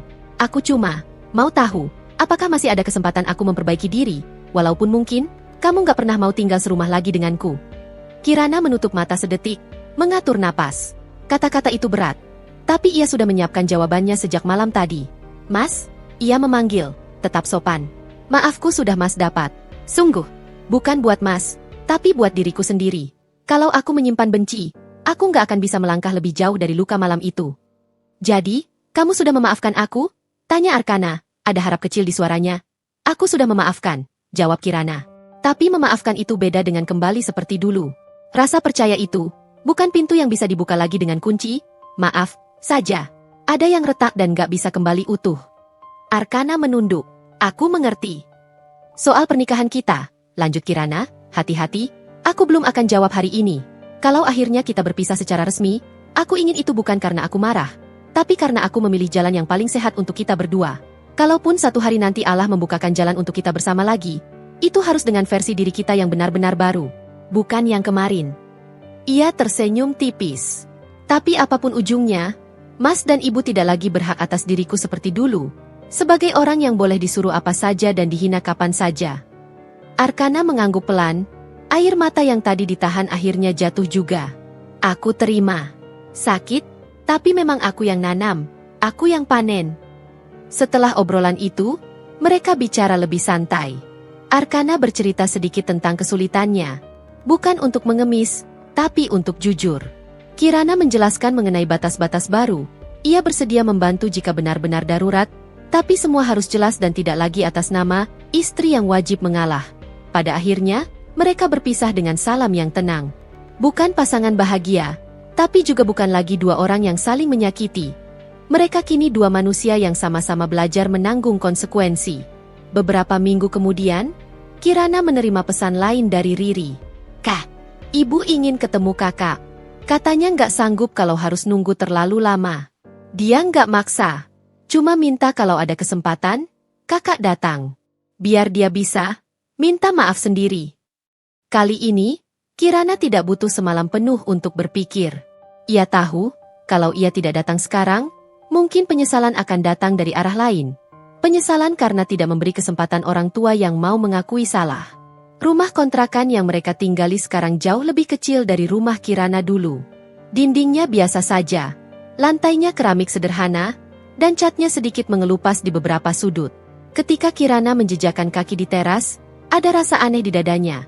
Bukan puas, bukan juga kasihan berlebihan. Hanya sadar bahwa hidup memang berputar. Bu Indah duduk di kursi, tubuhnya tampak sedikit susut. Ketika melihat Kirana masuk, matanya berkaca-kaca. "Kirana?" Suaranya bergetar. "Kamu datang." "Assalamualaikum, Bu," sapa Kirana pelan. "Waalaikumsalam," jawab Bu Indah, lalu terdiam lama, seolah kata-kata berikutnya tertahan di tenggorokan. "Ibu mau ngomong sesuatu?" tanya Kirana lembut. Air mata Bu Indah jatuh. "Ibu salah," katanya akhirnya, tanpa hiasan. "Ibu keterlaluan sama kamu." Ia menarik napas tersengal. "Ibu pikir waktu itu, dengan ngomel, dengan mempermalukan kamu, ibu sedang mendidik. Biar kamu nggak lupa jadi istri. Ternyata, ibu yang lupa jadi manusia." Kirana merasakan hatinya perih, bukan karena luka lama terbuka, tapi karena melihat seseorang yang dulu begitu tinggi kini merendahkan diri. "Waktu kamu pergi," lanjut Bu Indah, "baru kerasa, rumah tanpa kamu tuh, beneran hambar. Bukan sop kamu yang hambar. Ibu yang hambar. Ibu yang kering dari rasa terima kasih." Ia menutup wajah dengan kedua tangan. "Kalau kamu nggak bisa pulang lagi, ibu ngerti. Ibu cuma nggak mau mati bawa dosa ke kamu tanpa pernah minta maaf." Kirana mendekat, duduk di kursi seberang. Tangannya meremas ujung jilbab, menahan emosi. "Bu," suaranya pelan. "Saya maafkan." Bu Indah menurunkan tangan, menatapnya tak percaya. "Kamu masih mau maafkan ibu? Setelah ibu, sekejam itu?" Kirana mengangguk. "Kalau saya nggak maafkan, hati saya nggak akan tenang, Bu. Tapi memaafkan bukan berarti saya bisa lupa semuanya, atau kembali seperti dulu. Saya memaafkan, supaya saya bisa jalan ke depan tanpa beban." Bu Indah mengangguk, air mata tak terbendung. "Terima kasih, Ran. Kamu jauh lebih mulia dari ibu." Kirana tersenyum tipis. "Bukan mulia, Bu. Saya cuma sudah terlalu lelah untuk terus membawa marah." Pertemuan itu tidak diakhiri pelukan dramatis. Mereka hanya saling menatap, saling mengakui salah, dan saling melepas. Ada jarak yang tetap dijaga, tapi sudah bukan jarak yang penuh benci, melainkan batas sehat antara dua hati. Beberapa bulan kemudian, cabang keempat Bakri Kirana resmi dibuka. Ruko itu tidak besar, tapi desainnya hangat. Dinding warna lembut, rak kayu, lampu kuning temaram, dan aroma roti yang baru matang menyambut setiap pelanggan. Di hari pembukaan, banyak orang datang. Keluarga Kirana sendiri, sahabat-sahabatnya, beberapa pelanggan setia, dan tentu saja, para karyawan yang selama ini ia anggap seperti keluarga. Di kerumunan, Kirana sempat melihat sosok yang sangat ia kenal. Arkana, berdiri agak jauh di luar, tidak berani mendekat. Di sebelahnya, Bu Indah duduk di kursi lipat, ditemani Riri. Mereka tidak mengganggu, hanya menyaksikan dari jauh. Kirana menatap mereka sejenak. Hatinya sudah tidak bergejolak seperti dulu. Ada sisa perih, iya, tapi juga ada penerimaan. Ia mengangguk kecil ke arah mereka. Arkana membalas dengan senyum tipis penuh syukur. Bu Indah mengangkat tangan, melambai pelan, seolah berkata, "Selamat, dan maaf, sekali lagi." Setelah prosesi pemotongan pita selesai, Rina berbisik, "Bu, rasanya puas banget lihat ini semua." Kirana tersenyum lebar. "Aku juga, Rin." Puas bukan karena ia membuktikan sesuatu pada siapapun. Puas karena ia akhirnya memilih dirinya sendiri, dan keputusannya terbukti tidak menghancurkan hidupnya, justru menyelamatkannya. Malam itu, ketika toko sudah sepi dan lampu sebagian dipadamkan, Kirana duduk di salah satu kursi, memandang etalase yang mulai kosong. Di kaca, ia melihat bayangan dirinya memantul, berdampingan dengan logo Bakri yang dulu ia coret-coret di buku kecil di kontrakan sempit. Hidupku dulu seperti sayur sop yang kubikin terlalu sering buat orang lain. Batinnya, geli. Kadang hambar, kadang kemanisan, tapi selalu buat mereka. Sekarang, akhirnya aku belajar juga memasak hidup untuk diriku sendiri. Ia tertawa kecil, menatap langit malam di luar kaca. Luka itu tidak hilang. Kenangan disiram kuah sop di depan keluarga akan selalu ada. Penyesalan Arkana dan Bu Indah datang terlambat untuk mengembalikan apa yang sudah retak. Tapi penyesalan itu cukup untuk memberi Kirana satu hal penting. Penutup yang jelas, dan di atas semua itu, Kirana mendapatkan sesuatu yang lebih berharga dari rumah besar, jabatan suami, atau pengakuan mertua. Dirinya sendiri. Kali ini, utuh. Selesai.